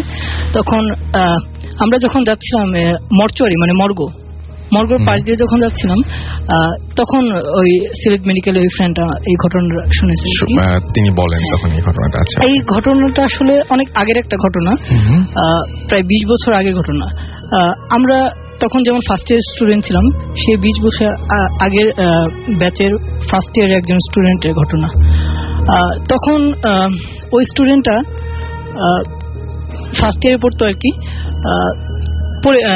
আমাদের কয়েকটা পরীক্ষা আছে, বিভিন্ন নাম আর কি, অন্য নাম থেকে একটু আলাদা, যেমন আইটেম কার্ড, প্রফ, এই টাইপের আর কি। এখন ওই স্টুডেন্টের পরের দিন ছিল কার্ড এক্সাম বলতে আপনার মান্থলি টেস্ট গুলো হয় না, এরকম আর কি। তো কার্ড পরীক্ষার আগে যেহেতু মানে কিছু প্রিপারেশন ব্যাপার থাকে, ওখানে দেখা যায় মেডিকেল এটা ম্যাক্সিমাম ভাইভা বেসড। ভাইভাতে আপনার কিছু ভিসেরা থাকে। ভিসেরা বলতে আপনি রাসেল ভাই আপনি জানেন হয়তো, ডেড বডির যে অর্গানগুলো, ওগুলো হচ্ছে ভিসেরা, যেমন হার্ট, লাং, এগুলো ভাইভাতে আপনার টিচারের সামনে যে এক্সপ্রেস করা লাগে। তো এর জন্য পরীক্ষার আগের দিন এসে ভিসেরাগুলো দেখে আর কি আপনার একটু রিহার্সাল করতে হয়, বা এটা যে বলে ডেমো বা ডেমনস্ট্রেশন। তো ওই স্টুডেন্ট কোনো একটা কারণে মানে ওর বাবা ছিল অসুস্থ ছিল, তো ওই কারণে আর কি আগের দিন আসতে পারিনি আর কি, সময় মতো আসতে পারিনি ভিসেরা দেখার জন্য। তো আস্তে আস্তে সন্ধ্যা হয়ে গেছে। এখন সন্ধ্যার সময় অ্যানাটমি হলটা, সব মেডিকেল কলেজ অ্যানাটমি হল আর মর্গ পাশাপাশি থাকে। তো অ্যানাটমি হলের গেটটা আপনার সন্ধ্যার দিকে বন্ধ হয়ে যায়, কিন্তু মর্গের গেট মোটামুটি অনেক রাত পর্যন্ত খোলা থাকে। তো সে যখন হলে রুমে আসলো, তখন ওর ফ্রেন্ডরা বলতেছে কি ব্যাপার, কালকে তো তোর আছে, কালকে কার্ড আছে, তুই তো দেখলে ডেমো খালি না, তো এখন পরীক্ষা কেমনে দিবি? তো সে স্বাভাবিক নার্ভাস ফিল করলো যে পরীক্ষায় একটা প্রেশার আছে, সে যেহেতু করে নেই। তো সে আরেক ফ্রেন্ডকে অনেক রিকোয়েস্ট করলো যে দোস্ত চল আমার সাথে চল, করি যে একটু ডেমো দিয়ে দে। তো গেল ওরা ওর ফ্রেন্ডের সাথে, যে তখন অ্যানাটমি হলের গেটটা বন্ধ ছিল, সে গেছে মর্গের গেট দিয়ে। তখন মর্গের গেট দিয়ে যখন ওরা ঢুকলো, তখন একজন মামা দাঁড়িয়ে ছিল, শুধু একজনই ছিল, আর কেউ ছিল না, যেহেতু তখন সন্ধ্যা 6টা থেকে 7টা হবে। তখন ওই মামারে বললো যে মামা আমরা তো ভিসাটা দেখা দরকার, এখন কি করবো বলেন। তো পরে বলে যে আপনাদের অ্যানাটমি ডিপার্টমেন্ট তো বন্ধ হয়ে গেছে, এখন তো আর কিছু করেনি। পরে বলছে অনেক রিকোয়েস্ট করলো, বলছে ঠিক আছে আমাদের যে মর্গে যে ডেড বডি গুলো আছে ওখান থেকে একটা থেকে কয়েকটা ভিসাটা বের করা হয়েছে, রিসেন্টলি বের করা হয়েছে, এখন আপনারা যদি দেখতে চান একটু বেশি টাকা দিয়ে ই করতে। পরে ওরা ঠিক আছে ম্যানেজ করলো ওই ছেলে টাকা দিয়ে। তারপর মামা ওদের নিয়ে গেল। এখন যাওয়ার পথে করিডোরটা ছিল অনেক লম্বা, করিডোর থেকে ডান দিকে আরেকটা করিডোর বাঁক নিয়ে। এখন ওই ডান দিকে যে করিডোর ওইটার ওখানে একটা কলাপসিবল গেট ছিল, কলাপসিবল গেট পার হওয়ার পর ওইটাতে তালা ছিল। মামা তালা খুলে দেওয়ার পর ডান দিকে একটা দরজা ছিল, ওই দরজা লক করা ছিল। তো লক খুলে এখন ওরা দুইজন গেল। মামা বললো ঠিক আছে আপনারা থাকেন, এখন মানে সিকিউরিটির জন্য আমি 2টা তালা দিয়ে যেতেছি, যখন আপনাদের কাজ শেষ হবে তখন আমার ফোন দিন। তো যে যাকে নিয়ে গেছিল ডেমো দেওয়ার জন্য সে বুঝাই দিল মোটামুটি। এখন সে ছিল মোটামুটি নামাজি, আপনার ধর নামাজ আজান হওয়ার সাথে সাথে জামাতের সাথে নামাজ আদায় করতো। তো সে যখন অর্ধেক বুঝালো ডেমো দিল, তারপর এশার আজান হয়ে গেছে। এশার আজান হয়ে যাওয়ার পর সে বললো দোস্ত আমি নামাজ পড়েছি, নামাজ পড়ে আসার পর বাকি অর্ধেক তোকে করতেছি, বুঝে দিতেছি। তখন সে একটু ভয় পেলো যে একা একা ফিল করে, একটু লনলি ফিল করতেছে। তারপর আবার লাশের ঘর বলছে দোস্ত একটু দিতে গেলে না, আমি জাস্ট নামাজটা পড়বো, আমার 10 মিনিট লাগবে আসতে আসতে। ঠিক আছে যা। তারপর গেল। তো যাওয়ার পর মামারে ফোন দিল, কয়েকবার রিসিভ করে নেই মামা। পরে আয়সা তালা খুলে দিয়ে গেছে, পরে আবার লক করেছে, বলছে আপনি আসলে আবার খুলে দেবো। পরে সে যখন নামাজ পড়ে আসলো আনুমানিক 10 থেকে 12 মিনিট, নামাজ পড়তে বেশি সময় লাগার কথা না। তো আসার পর দেখলো আবার মামা দাঁড়িয়ে আছে। সে যখন ঢুকতে গেল মামা একটু বাধা দিল, মামা ভিতরে যান কেন? বলে আমার ফ্রেন্ড তো ভিতরে, আমি তার পুরোপুরি বুঝাতে পারিনি পড়াটা, এখন কিছু বাকি ছিল ওইটুকু পড়া বুঝাই দেবো। বলে মামা আপনার ফ্রেন্ড তো চলে গেছে মানে উনি হলে চলে গেছে, আপনাকে বলছে চলে যেতে। তো বলছে ঠিক আছে আচ্ছা, ফ্রেন্ড যখন চলে গেছে তার পরীক্ষার প্রেশার ছিল, টেনশন ছিল যে তাতে যা পড়তে বসতে হবে। আবার হলে 2 জন 2 রুমে থাকতো, এ কারণে হলে যাওয়ার পর যেহেতু পরীক্ষার প্রেশার ছিল সে পড়তে বসে গেছে, তখন আর খোঁজ নেওয়া হয়নি ওই ফ্রেন্ডের। তো সে পরীক্ষা পড়া পড়তেছে সকালবেলা, আসলে তখন রাত্রেবেলা তো আর খোঁজ নেওয়া হয়নি। ওই সকালবেলা যখন পরীক্ষা দিতে যাবে তখন দেখে মানে সবার কাছে শুনতেছে যে একজন মেডিকেলে একটা স্টুডেন্ট নাকি একটা রক্তাক্ত, মানে অনেক স্ক্যাচ, বডিটা এমন ছিল যে আপনার নাকে মুখে আঁচড়ের দাগ, হ্যাঁ, আর জামা কিছু অংশ ছেঁড়া ছিল এরকম, যে প্রায় রক্তাক্ত, যে চোখের মধ্যেও কিছু আঁচড় পড়ছে, এমন অবস্থা যে মোটামুটি সিরিয়াস, যে আইসিইউতে নেওয়া লাগছিল। তবে খুব মানে ইনজুর্ড আর কি, সিভিয়ারলি ইনজুর্ড। এ কারণে তারপর সবাই দেখতে গেল, পরীক্ষা বাদ দিয়ে সবাই দেখতে গেল। তারপর ওই স্টুডেন্টটা পরে আর দেখা যায় মেডিকেলে আর পড়েনি। এটা ছিল সেই স্টুডেন্ট যে লাশ কাটা ঘরের মধ্যে ছিল, এবং পরের দিন সকালে যখন তাকে পাওয়া গেল তখন দেখা গেল যে সমস্ত শরীর অনেক আঁচড়ের দাগ, জামা কাপড় ছেঁড়া, রক্তাক্ত অবস্থায়, এবং সে তাকে মুমূর্ষু অবস্থায় আইসিইউতে পাওয়া গেল। এবং পরবর্তীতে তাকে কি জিজ্ঞেস করা হয়েছিল? অবশ্যই আচ্ছা, তাকে অবশ্যই জিজ্ঞেস করা হয়েছিল যে রাতে। হ্যাঁ আপনি বলেন। হ্যাঁ, তাকে অবশ্যই তাকে জিজ্ঞেস করা হয়েছিল যে রাতে কি করছিল ওই রাতে, কিন্তু সে এটা মানে মুখ খুলতে রাজি হয়নি, এবং পরে সে মেডিকেলে আর পড়েনি। আর তাকে যখন সকালবেলা যখন যারা খুঁজতে গিয়েছিল ওই জায়গায়, তারা তো নিশ্চয়ই লাশ কাটা ঘর থেকে তাকে নিয়ে আসছিল। হ্যাঁ, আসলে তারা তো খুঁজতে যায়নি, তারা তো পরীক্ষা দিতে গেছিল, কারণ তারা জানতো না যে এরকম ঘটনা। তো তারা যখন পরীক্ষা দিতে গেছিল তখন যে মামার কাছ থেকে শুনলো আর কি, যে সবার কাছ থেকে শুনলো যে এরকম একটা ঘটনা, তো এভাবে আর কি ব্যাপারটা হয়েছে। এবং মানে তার মানে তাকে ওই লাশ কাটা ঘরের মধ্যেই পাওয়া গিয়েছিল, লাশ কাটা ঘরের মধ্যে পাওয়া গিয়েছিল। এবং পরবর্তীতে ওই যে মামার সাথে মাধ্যমে ওরা ঢুকলো তখন দেখলো যে ওই মর্গে ওরকম মানে ওই চেহারা কোনো মামাই নেই। আচ্ছা, ওই চেহারা কোনো মামা নাই, তার মানে যে মামার সাহায্য নিয়ে তারা ঢুকতে গিয়েছিল সেই মামা আসলে কোনো অস্তিত্বই নেই, এবং এই পুরো ঘরটার মধ্যে সে এবং তার ওই ডেড বডি ছাড়া আর কিছু ছিল না। এবং ঘটনাটা হয়তো আরো মজা করে জানা যেত যদি সে মুখ খুলতো, বাট সে মুখ খুলেনি এবং সে মেডিকেল কলেজে। এটা একটা খুবই রহস্য, এই ব্যাপারে কোশ্চেন করলেই সে এড়িয়ে যেত আর কি, এড়িয়ে যেত। এবং সে আর কোনদিন, এটা সিলেট মেডিকেল আপনার ম্যাক্সিমাম স্টুডেন্ট জানে এই স্টোরিটা। আমি ওই মেডিকেলে এক ফ্রেন্ডের কাছ থেকে শুনছি। ঘটনাটা। মানে এখন এটা কতটা সত্য মিথ্যা এটা আসলে না, সেটা সেই প্রশ্ন আসছেও না, কিন্তু সে আর মেডিকেল কলেজে পড়েনি, সে চলে গেছে। প্রায় 20 বছর আগের ঘটনা। 20 বছর আগের ঘটনা। অলরাইট, তো এই ছিল ঘটনা, এবং এই ঘটনাটা সিলেট মেডিকেল কলেজে ঘটেছিল, এবং একটা মানুষ যে গিয়েছিল মর্গে, এবং তাকে পরের দিন সকালবেলা যখন উদ্ধার করা হলো তখন দেখা গেল যে তার সমস্ত শরীরে অনেক আঁচড়ের দাগ। প্রশ্ন হচ্ছে যে সেই মামাটা কে ছিলেন, যিনি কিনা তাকে ওই ঘরটি খুলে দিয়েছিলেন, এবং যিনি বলেছিলেন ফোন করা মাত্র তিনি হাজির হবেন। এবং সবচাইতে বড় কথা যে একটা ঘরের মধ্যে তিনি এবং একটা ডেড বডি, সেই ডেড বডির আমরা যদি মানে সায়েন্স বিশ্বাস করি, তাহলে আমরা সায়েন্স অনুযায়ী একটা ডেড বডির পক্ষে সম্ভব না তাকে আঁচড় দেওয়ার। তাহলে ওই ঘরের মধ্যে কি ঘটেছিল, এবং কেন, সবচেয়ে রহস্যজনক ব্যাপারটা যে কেন তিনি পরের দিনও মুখ খুললেন না এবং কোনো কিছু না বলে মেডিকেলের পড়াশোনা ছেড়ে দিয়ে, একজন স্টুডেন্ট যখন মেডিকেলে ভর্তি হন অনেক কষ্ট করে ভর্তি হন, কিন্তু তিনি সেটা ছেড়ে দিয়ে এরকম একটা জায়গা থেকে সরে এসছেন একদম চিরদিনের জন্য। সো অবশ্যই কোনো ঘটনা সেখানে থাকতেই পারে। আমি দেখতে পাচ্ছি যে আমাকে আরো অনেকে এসএমএস করেছেন আমাকে উমিরজা, এছাড়াও এসএমএস করেছেন নীরব চট্টগ্রাম থেকে, জীবন আমাদের এসএমএস করেছেন প্রতাপ কাটি থেকে, আচ্ছা আমাদের আসিফ ময়মনসিং থেকে এসএমএস করেছেন, তিনি ভূত এফএম অনেক ভালোবাসেন সেটা জানিয়েছেন। রাজন এসএমএস করেছেন আমাদেরকে খুলনা থেকে, এবং তিনি বলছেন আমার এসএমএসটা পড়বা না নু, আমি পড়ে ফেললাম। আনলাকি ভূত আমাকে এসএমএস করেছেন সৈয়দপুর থেকে, যে 2011 সালে আমার একটি মেসেজও পড়া হয়নি, এবার তো পড়া হলো আপনার মেসেজ। আর অর্ণব 007 আমাদের এসএমএস করেছেন ফ্রম পটুয়াখালী, চরম লাগছে, থ্যাংক ইউ সো মাচ আমাদের সঙ্গে থাকার জন্য। রনি চট্টগ্রাম থেকে আবারও এসএমএস পাঠিয়েছেন, থ্যাংকস জানিয়েছেন আমাদেরকে এসএমএস পড়ার জন্য। এছাড়াও আমি দেখতে পাচ্ছি যে আমাকে এসএমএস করেছেন লোপা MM কলেজ যশোর থেকে, এবং তিনি এবং তার বয়ফ্রেন্ড রুহান তারা ভূত এফএম শুনছেন এটা জানিয়েছেন। আফরিনা আমাদের এসএমএস করেছেন হালি শহর থেকে। এছাড়াও আমাদেরকে এসএমএস করেছেন দেখতে পাচ্ছি জিয়া ঢাকা ক্যান্টনমেন্ট থেকে, খুব ভালো লাগছে সেটা জানিয়েছেন। রাফি হাতিরপুল থেকে এসএমএস করেছেন যে ভাইয়া আমি বর্ণা সবাই মিলে তোমাকে শুনছি। শুভ স্টুডেন্ট কেয়ার হাই স্কুল থেকে এসএমএস করেছেন। এছাড়াও আমাদের এসএমএস করেছেন মিজান SSC ভূত। সনি আমাদের এসএমএস করেছেন সাতক্ষীরা থেকে। এছাড়াও শুভ বরিশাল থেকে এসএমএস করেছেন। যারা এসএমএস পাঠাতে চান তাদেরকে এসএমএস পাঠানোর নিয়মটি বলে দেই, মোবাইলের মেসেজ অপশনে গিয়ে টাইপ করুন SHOUT শাউট স্পেস আপনার নাম স্পেস আপনার মেসেজ পাঠিয়ে দিন 9840 নাম্বারে। ছোট্ট একটা ব্রেকের পরে আমরা আবারও ফিরে আসছি। স্টে টিউনড টু রেডিও ফুর্তি অ্যান্ড ডোন্ট স্টপ দ্য ফুর্তি।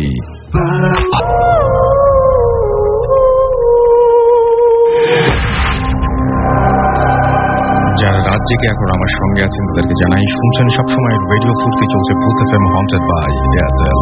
আমি জানি যে সবাই আজকে ভূত এফএম শুনছেন, তারপরেও অনেকে হয়তো মিস করছেন আজকের ভূত এফএমটি। তাদেরকে জানিয়ে দিই যে ভূত এফএম হন্টেড বাই এয়ারটেল যদি আপনি আজকে মিস করে ফেলেন বাই এনি চান্স, তাহলে আপনি এয়ারটেল এম রেডিওর মাধ্যমে এইটি আবারও শুনতে পারবেন এই এপিসোডটি।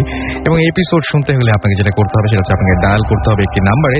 আপনার এয়ারটেল নাম্বার থেকে ডায়াল করুন 4040, সিলেক্ট করুন চ্যানেল 22, এবং দেখবেন যে আপনাকে বিভিন্ন এপিসোডের অপশন দেওয়া হবে। তার মধ্যে থেকে আপনি যেটা শুনতে চান বা যেটা মিস করেছেন সেটা চাইলেই শুনতে পারবেন। And now listeners can get the Booth FM tune as their caller tunes, my tunes from Airtel.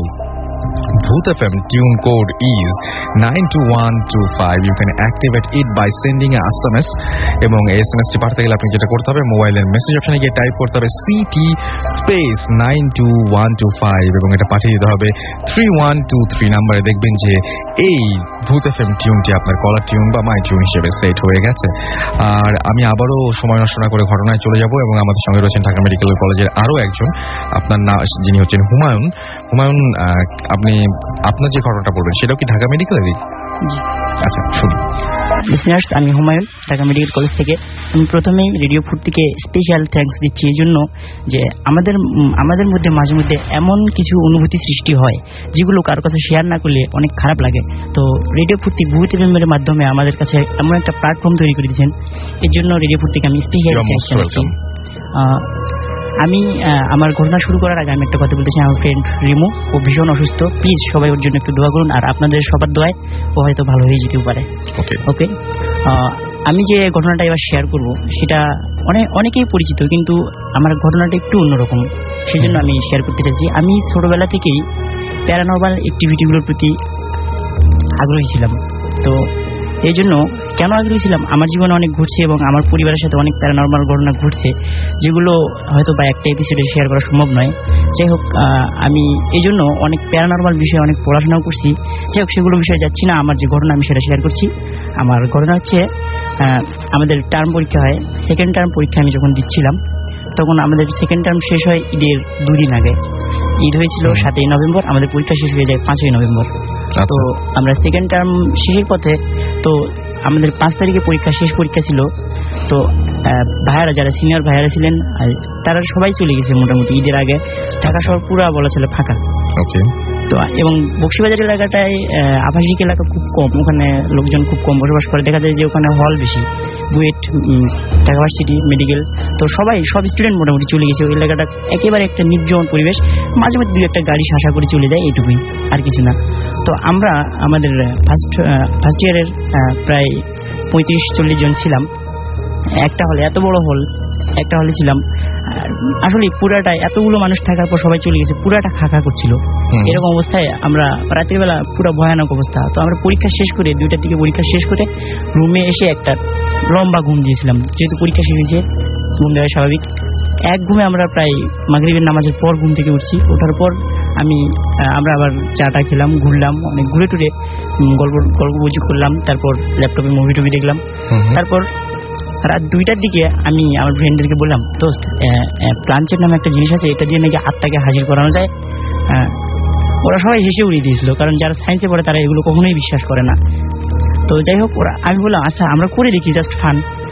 So ওরা সবাই রাজি হয়ে গেল মজা করার জন্য। তারপর আমি বললাম এগুলো করার জন্য মোমবাতি জ্বালানো লাগে, আগরবাতি জ্বালানো লাগে, উপযুক্ত একটা ভুতুড়ে পরিবেশ সৃষ্টি করা লাগে। তো আমরা ঠিক আছে, আপনি বলেন। আমরা পুরো পরিবেশ সৃষ্টি করার জন্য বাইরে থেকে আমরা এই সরঞ্জামগুলো কিনে নিয়ে আসছি। নিয়ে আসার পর একটা পরিবেশ সৃষ্টি করি। দুঃখের বিষয়ে আমরা একটা মোমবাতির বেশি পাইনি, ওখানে সব দোকান প্রায় বন্ধ ছিল। তো তারপর আমরা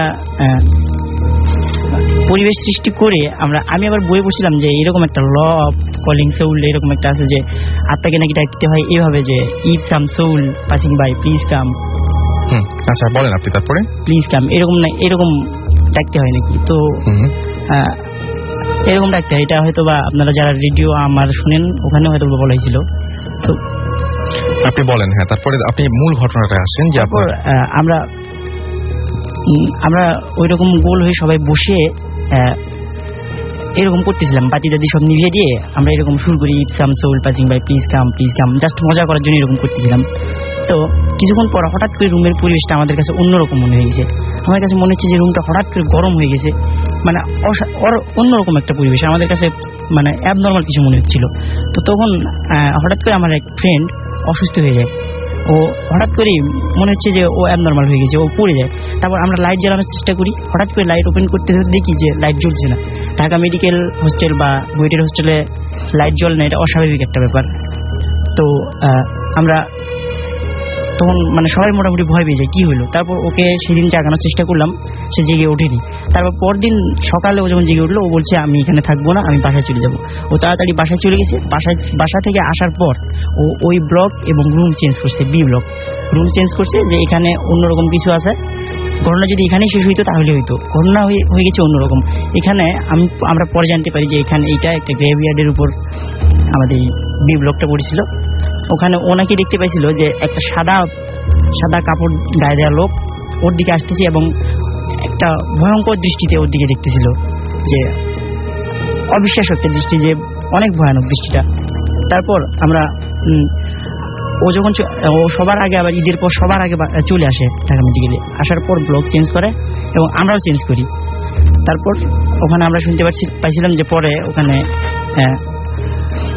একটা সুইসাইডের ঘটনা ঘটছিল। আচ্ছা, ওকে। সো এই জন্য হয়তো কোনো মানে অদ্ভুত বা অস্বাভাবিক ঘটনা ঘটেছিল। আপনি আপনারা একটা ঘটনা বলবেন নিশ্চয়ই, যে আচ্ছা জি বলেন। শুধু তাই না, আমাদের একটা ফ্রেন্ড মানে ওই ব্লকে ছিল, তো ও অসুস্থ হয়ে গেছে মানে কিছুদিন আগে। তো বিভিন্ন কিছু দেখে মানে ধারণা করা হয়েছে যে ওকে জিনে ধরছে, কিন্তু আসলে মানে ওর যে কন্ডিশন সেটা পুরোপুরি অ্যাবনর্মাল কন্ডিশন ছিল ওই মুহূর্তে। তো ও বি ব্লকে থাকতো। তারপর আমরা ধারণা করছি যে হুমায়ুনের এই ঘটনার পর আমরা ধারণা করছি যে আসলে এই ঘটনার সাথে প্যারালাল কোনো ঘটনা হইতে পারে ওইটা। ওকে, আচ্ছা, আর একটা জিনিস সেটা হচ্ছে আপনার একটা ঘটনা ছিল, আর একটা ঘটনা আপনি বলতে চেয়েছিলেন, সেই ঘটনাটা আমরা তাহলে শুনে ফেলি একদম। এবং এটা তো ঢাকা মেডিকেলের না, এটা অন্য একটা জায়গায় ঘটেছিল। কোন জায়গায় ঘটেছিল ভাই এই ঘটনা? এটা ঘটছিল নওগাঁ জেলার মহাদেবপুরে। আমি ছোটবেলা থেকে ওখানে বড় হয়েছি, আমার জন্ম ওখানে। আচ্ছা, আব্বু আম্মু ওখানে চাকরি করে, সুতরাং আমার স্কুল কলেজ দুটাই মহাদেবপুরে। আচ্ছা, তো আমি যখন মানে মেডিকেলে ভর্তি হলাম, এখানে ভর্তি হওয়ার পরে তো সাধারণত ওই নভেম্বর ডিসেম্বর মাস আমাদের পুরোপুরি ফাঁকা। ওই সময় আমার যেসব ফ্রেন্ডরা ঢাকা ইউনিভার্সিটি, রাজশাহী ইউনিভার্সিটি, তারপর জাহাঙ্গীরনগর ইউনিভার্সিটিতে চান্স পাইছিল, তো ওদেরও ওই সময় ফাঁকা। তো সাধারণত ক্লাস শুরু হওয়ার কথা জানুয়ারিতে। তো এতদিন আমরা কিভাবে কাটাবো বুঝতেছিলাম না। আচ্ছা, তো এইরকম একটা সময় আমরা সবাই মিলে সিদ্ধান্ত নিলাম যে একটা পিকনিকের ব্যবস্থা করলে কেমন হয়, নিজেরা রান্না করে মানে খাবো আর কি। আচ্ছা, তো আমরা আসলে ভেন্যুটা ঠিক করতে পারতেছিলাম না যে কোথায় করব এরকম একটা বড় একটা আয়োজন। তো এরকম সময় আমার এক ফ্রেন্ড, ওর নাম হচ্ছে সাধন, ও ঢাকা ইউনিভার্সিটির ফার্মেসিতে পড়ে, দ্বিতীয় বর্ষের ছাত্র। তো ও বলল যে দোস্ত আমার বাসায় করলে কেমন হয়। তো ওর বাসায় ওই মুহূর্তে কেউ ছিল না, মানে ওর আব্বু আম্মু হচ্ছে ইন্ডিয়াতে গেছে, ওদের এক আত্মীয়র মানে বিয়ে। তো ও যেহেতু মানে ওর ভর্তি হইছে, কিন্তু এখনো কোন সাবজেক্ট নেবে এটা এখনো ঠিক করতে পারে না। আচ্ছা, তো ও মানে সাবজেক্ট ছিল হচ্ছে অ্যাপ্লাইড ফিজিক্স থেকে, সেখান থেকে মানে ফার্স্ট চয়েস দিয়ে আবার ফার্মেসিতে চলে আসে। তো সবাই মিলে সিদ্ধান্ত নেওয়া হলো। তারপর আমার আরেকটা ফ্রেন্ড আরাফাত, ও হচ্ছে ইউকেতে চলে যাবে। তো এই কারণে সবাই বিভিন্ন জায়গায় একটা মানে এরকম একটা ব্যাপার, যেটা লাস্ট একটা মিলন মানে মিলন। তো সবাই তো সিদ্ধান্ত নিলাম ঠিক আছে ওর বাসায় যাব। তো ওর বাসাটা হচ্ছে মহাদেবপুর থানা থেকে 3 কিলোমিটার দূরে, সেটা হচ্ছে দক্ষিণ দিকে নদীর ধার দিয়ে যেতে হয়। একটা আত্রাই নদী। হ্যাঁ, আত্রাই নদী। আত্রাই নদী হচ্ছে আমাদের বাসার পাশে।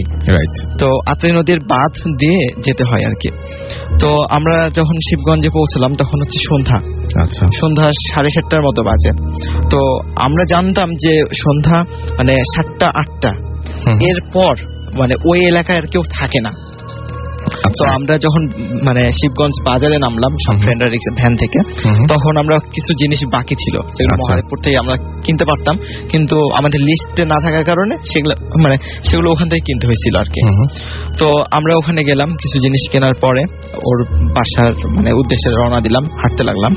তো যেই দিক দিয়ে হাঁটতে হয় মানে সেটা হচ্ছে পুরোটাই বাঁশঝাড়।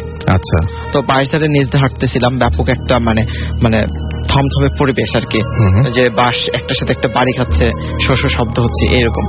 তো যেতেই একটা জিনিস লক্ষ্য করলাম যে ওর বাড়িটা হচ্ছে বাঁধের পাশে। আচ্ছা, মাটির বিশাল দোতলা বাড়ি, মানে তার সামনে হচ্ছে পুকুর। আর ওদের বাড়ির কিছু দূরেই আমরা যখন দোতলায় উঠলাম তখন দেখতে পেলাম যে ওর বাড়ির পাশে একটা হচ্ছে মানে বিশাল পাইকরের গাছ, এবং তার নিচে একটা কালী মন্দির আছে। এবং কালী মন্দিরটা যেখানে আছে তার মানে অপোজিটেই একটা ছিল মানে পুরাতন ধ্বংসাবশেষ জমিদার বাড়ির।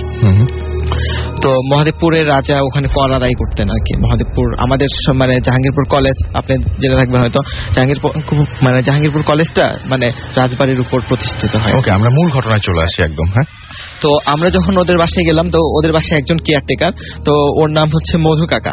সাধারণ যেহেতু মধু কাকা বলতেন, সেটা আমরা মধু কাকাই বলি। তো মধু কাকা আমাদেরকে বলছিলেন যে বাবা তোমরা এখানে আসছো, তোমরা যেন মানে এই বাড়ি থেকে বের হওয়ার পরে মানে এত রাতে আমাকে ছাড়া বের হবা না, বা সাধনকে নিয়ে যাবা। তো যথারীতি রান্না বান্না মানে ব্যবস্থা করা হলো, মধু কাকা আমাদের হেল্প করলেন। তা আমার ফ্রেন্ড রাজিন ও রান্না তুলে দিল আর কি, ও খুব ভালো পাকাইতে পারে। তো তারপর আমরা যখন খেতে বসবো তখন কিছু আশ্চর্য জিনিস লক্ষ্য করলাম। একটা হলো ওদের ওখানে অনেক বাদুড় দেখলাম। সাধারণত ওদের বাসায় কোনো বাদুড় ছিল না, ইভেন ওদের বাসায় একটা সাদা বিড়াল ছিল, কিন্তু আমরা দেখছি কালো বিড়াল, এবং বিড়ালটা কাঁদতেছিল। তো আমরা যথারীতি খাবার দাবার পরে মানে সবাই আড্ডায় বসে গেলাম সব ফ্রেন্ডরা। তো এরপর কি হলো যে বিপন নামে আমাদের একটা ফ্রেন্ড আছে, ওর মানে আদি বাসা হচ্ছে শিবগঞ্জে, মানে ওর কাকারা এখনো থাকে ওখানে। তো বিপন বলল যে দোস্ত আমাকে একটু কাকার বাসায় মানে রেখে আয়। তো অনেকদিন দেখা হয় না, তো আমরা রাখতে গেছি। তো অত রাতে সাধারণত 12:30টার দিকে সবাই ঘুমিয়ে গেছে, কারণ 7-8টার পরেই ওই এলাকায় আর কেউ জেগে থাকে না, এরকম অবস্থা। তো আমরা অনেক নক করার পরও দরজাটা খুললো না কেউ। তখন বিপনকে নিয়ে আমরা আবার সাধনদের বাসায় চলে আসলাম। তো আসতেই ওই জমিদার বাড়ির যেখানে ধ্বংসাবশেষ, ওখানে একটা জিনিস লক্ষ্য করলাম, একটা বৃদ্ধ মহিলা ওখানে দাঁড়াই আছে। তো আমার আরেকটা ফ্রেন্ড রাজিন, ওর গায়ে হচ্ছে চাদর ছিল। তো রাজিন বলল যে বুড়িমা আপনি চাদরটা নেন, আপনাকে ঠান্ডা লাগতেছে হয়তো। তো ওই বুড়ি কোনো কথাই বললো না ওখানে।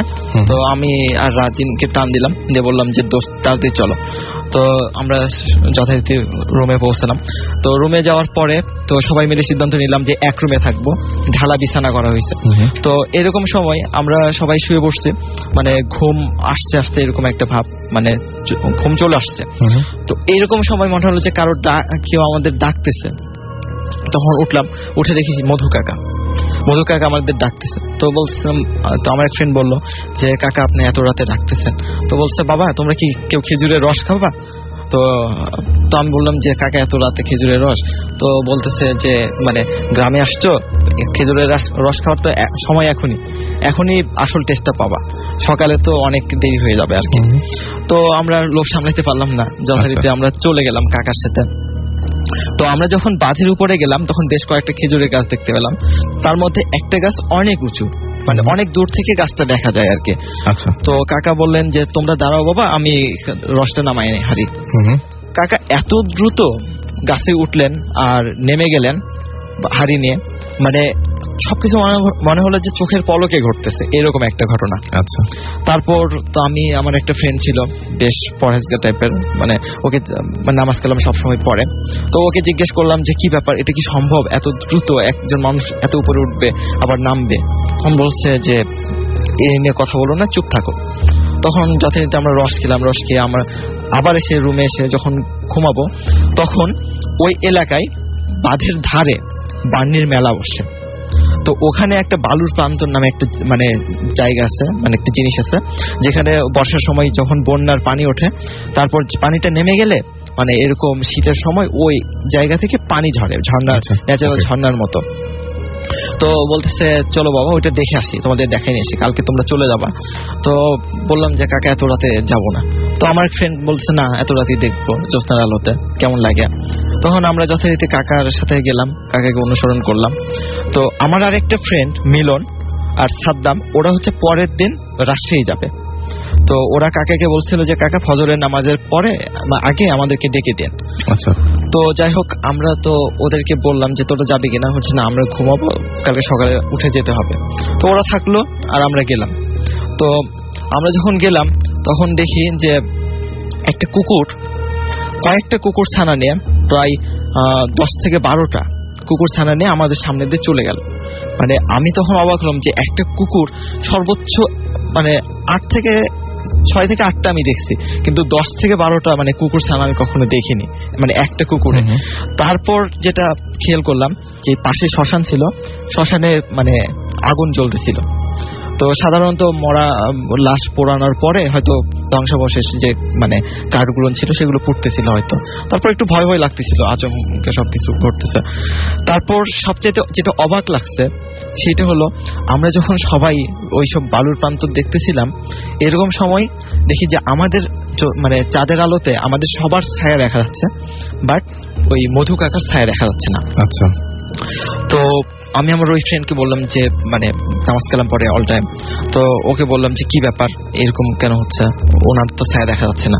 তো বলছে যে যাই হোক তুমি চুপ করে থাকো, কিছু বলো না, ভয় পেও না। তো অনেক মানে শক্ত হয়ে থাকলাম। তারপর ভয় লাগতেছিল, কারণ ওইরকম একটা জায়গায়, খোলা জায়গায়, নদীর ধার, তার মধ্যে মানে ওটাই কেমন যেন বিস্ময়কর যে সবার ছায়া দেখা যাচ্ছে, ওনার কেন যাচ্ছে না। এমন সময় আমার যে ফ্রেন্ড মিলন, সাধন, এরা মানে বাঁধের উপর থেকে আমাদেরকে ডাকতেছে, বলছে তোমরা এখানে কেন? তখন আমি বললাম যে তোরা এখানে আসছিস কেন? আমরা বালুর প্রান্ত দেখতে আসছি মধু কাকার সাথে। তোরা যা ঘুমা যা, তোরা তো আসবি না বলছিস। তো বলছে মধু কাকাকে কই পাইলি তোরা? তো বলছে, আমি বললাম যে মধু কাকা তো আমাদের সাথে।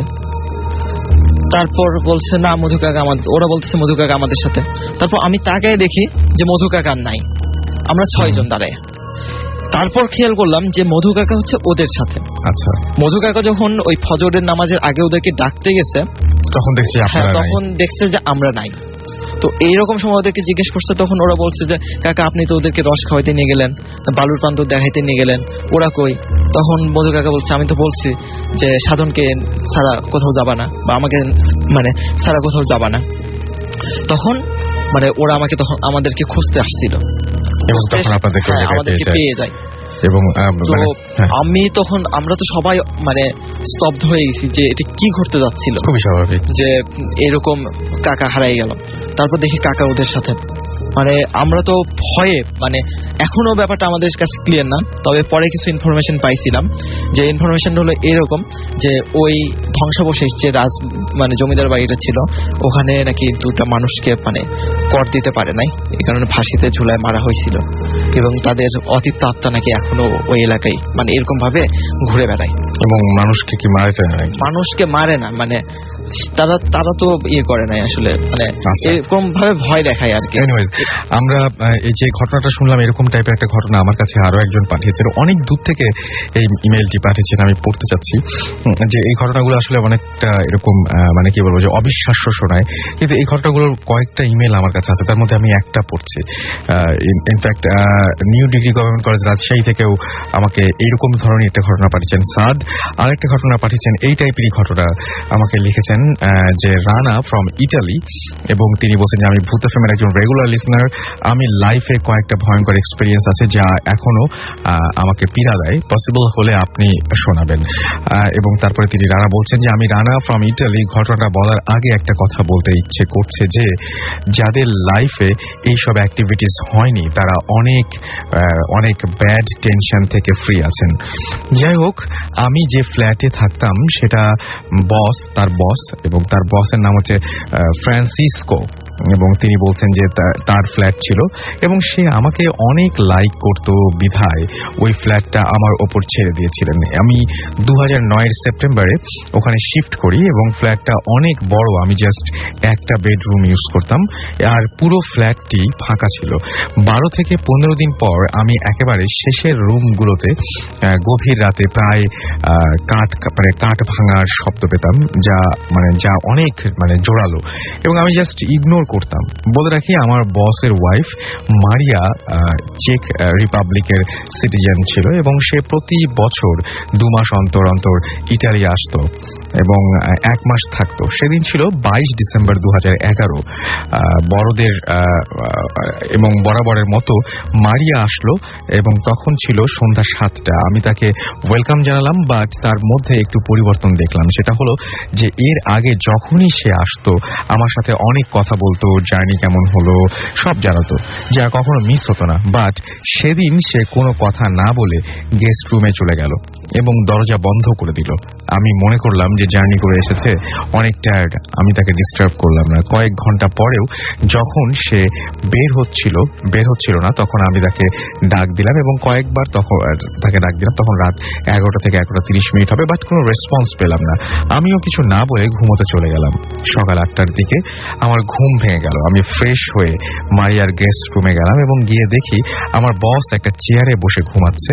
আমি তাকে ডেকে বললাম যে মারিয়া কোথায়? সে বলল হয়তো আশেপাশে কোথাও আছে। আমি পুরো ফ্ল্যাট খুঁজে মারিয়াকে না পেয়ে বসকে জানালাম। সে বলল মেবি মর্নিং ওয়াকে বের হয়েছে। আমিও মনে করলাম যে হতে পারে। ঘটনাটা ঘটলো ঠিক সকাল 9টার দিকে। বাসার TNT নাম্বারে একটা কল আসলো মারিয়ার বাড়ি থেকে এবং মারিয়ার মেয়ে ওপাশ থেকে কিছু বলতে গিয়ে কান্না করে ফেললো এবং আমি জিজ্ঞেস করলাম যে কি হয়েছে। যা শুনলাম সেটা শুনে আমি ভয়ে মাটিতে পড়ে গেলাম এবং আমার বস আমাকে বলল যে কি হয়েছে। আমি লাইন পাস করলাম এবং তাকেও কাঁদতে কাঁদতে বলল যে মারিয়া গতকাল রাতে হার্ট অ্যাটাক করে মারা গেছে এবং সকাল 8টায় তার মৃতদেহ ঘর থেকে বের করে আনা হয়েছে। এবং সে আমাকে বলল যে তাহলে রাতে যে মারিয়া ছিল, যেহেতু সকাল 8টার সময় ডেড বডি পাওয়া গেছে ঘর থেকে, তাহলে যে মারিয়ার সাথে রাতের বেলায় দেখা হয়েছিল সেই মারিয়াটা কে ছিল? এবং এই ঘটনার পরে 10 জানুয়ারি তিনি দেশে চলে আসেন। এরপরেও তিনি বলছেন যে আমার লাইফে আরেকটা ঘটনা ঘটেছে, আশা করি সেই ঘটনাটাও আমি পাঠাবো এবং আশা করি আমরাও সেটা পড়বো। এবং এরকম অদ্ভুত ঘটনা ঘটে কিন্তু, যে মৃত মানুষ, আমরা এর আগেও এরকম ঘটনা শুনেছি, মৃত মানুষের সাথে হঠাৎ করে দেখা হয়ে যায় খুব অস্বাভাবিক কোনো একটা কারণে। আমাদের সঙ্গে আরো একজন গেস্ট রয়েছেন, সেই গেস্টের ঘটনা আমরা শুনবো। তার আগে আমরা কিছু SMS পড়বো। মাহমুদ সজীব আমাদের SMS করেছেন, রনি আমাদের SMS করেছেন আকিব হিমন বরিশাল থেকে, SMS করেছেন দিগন্ত সিদ্দিক আমাদেরকে রাজশাহী থেকে। এছাড়াও আমাদেরকে SMS করেছেন, দেখতে পাচ্ছি তাফুর বলছেন রাসেল ভাই কেমন আছেন, এবং তিনি বলছেন যে ভৌতিস টিম কোথায়। ভৌতিস টিম ডেফিনেটলি কিছুদিনের মধ্যে জয়েন করবে আমরা আশা করি। চট্টগ্রাম থেকে আমাদেরকে কিডন্যাপার ফয়সাল বলছেন আর কয়টা SMS পাঠাবো। না, আপনার SMS কয়টা পাঠাবেন তা আমি বলতে পারছি না, কিন্তু আপনার SMS আমি পড়ে ফেলেছি এটুকু বলতে পারি। তানভীর আমাকে লিখেছেন যে আমার বোন মা একসাথে বারান্দায় বসে বসে ভূত FM শুনছি, আজকের কাহিনীগুলো জোশ হচ্ছে।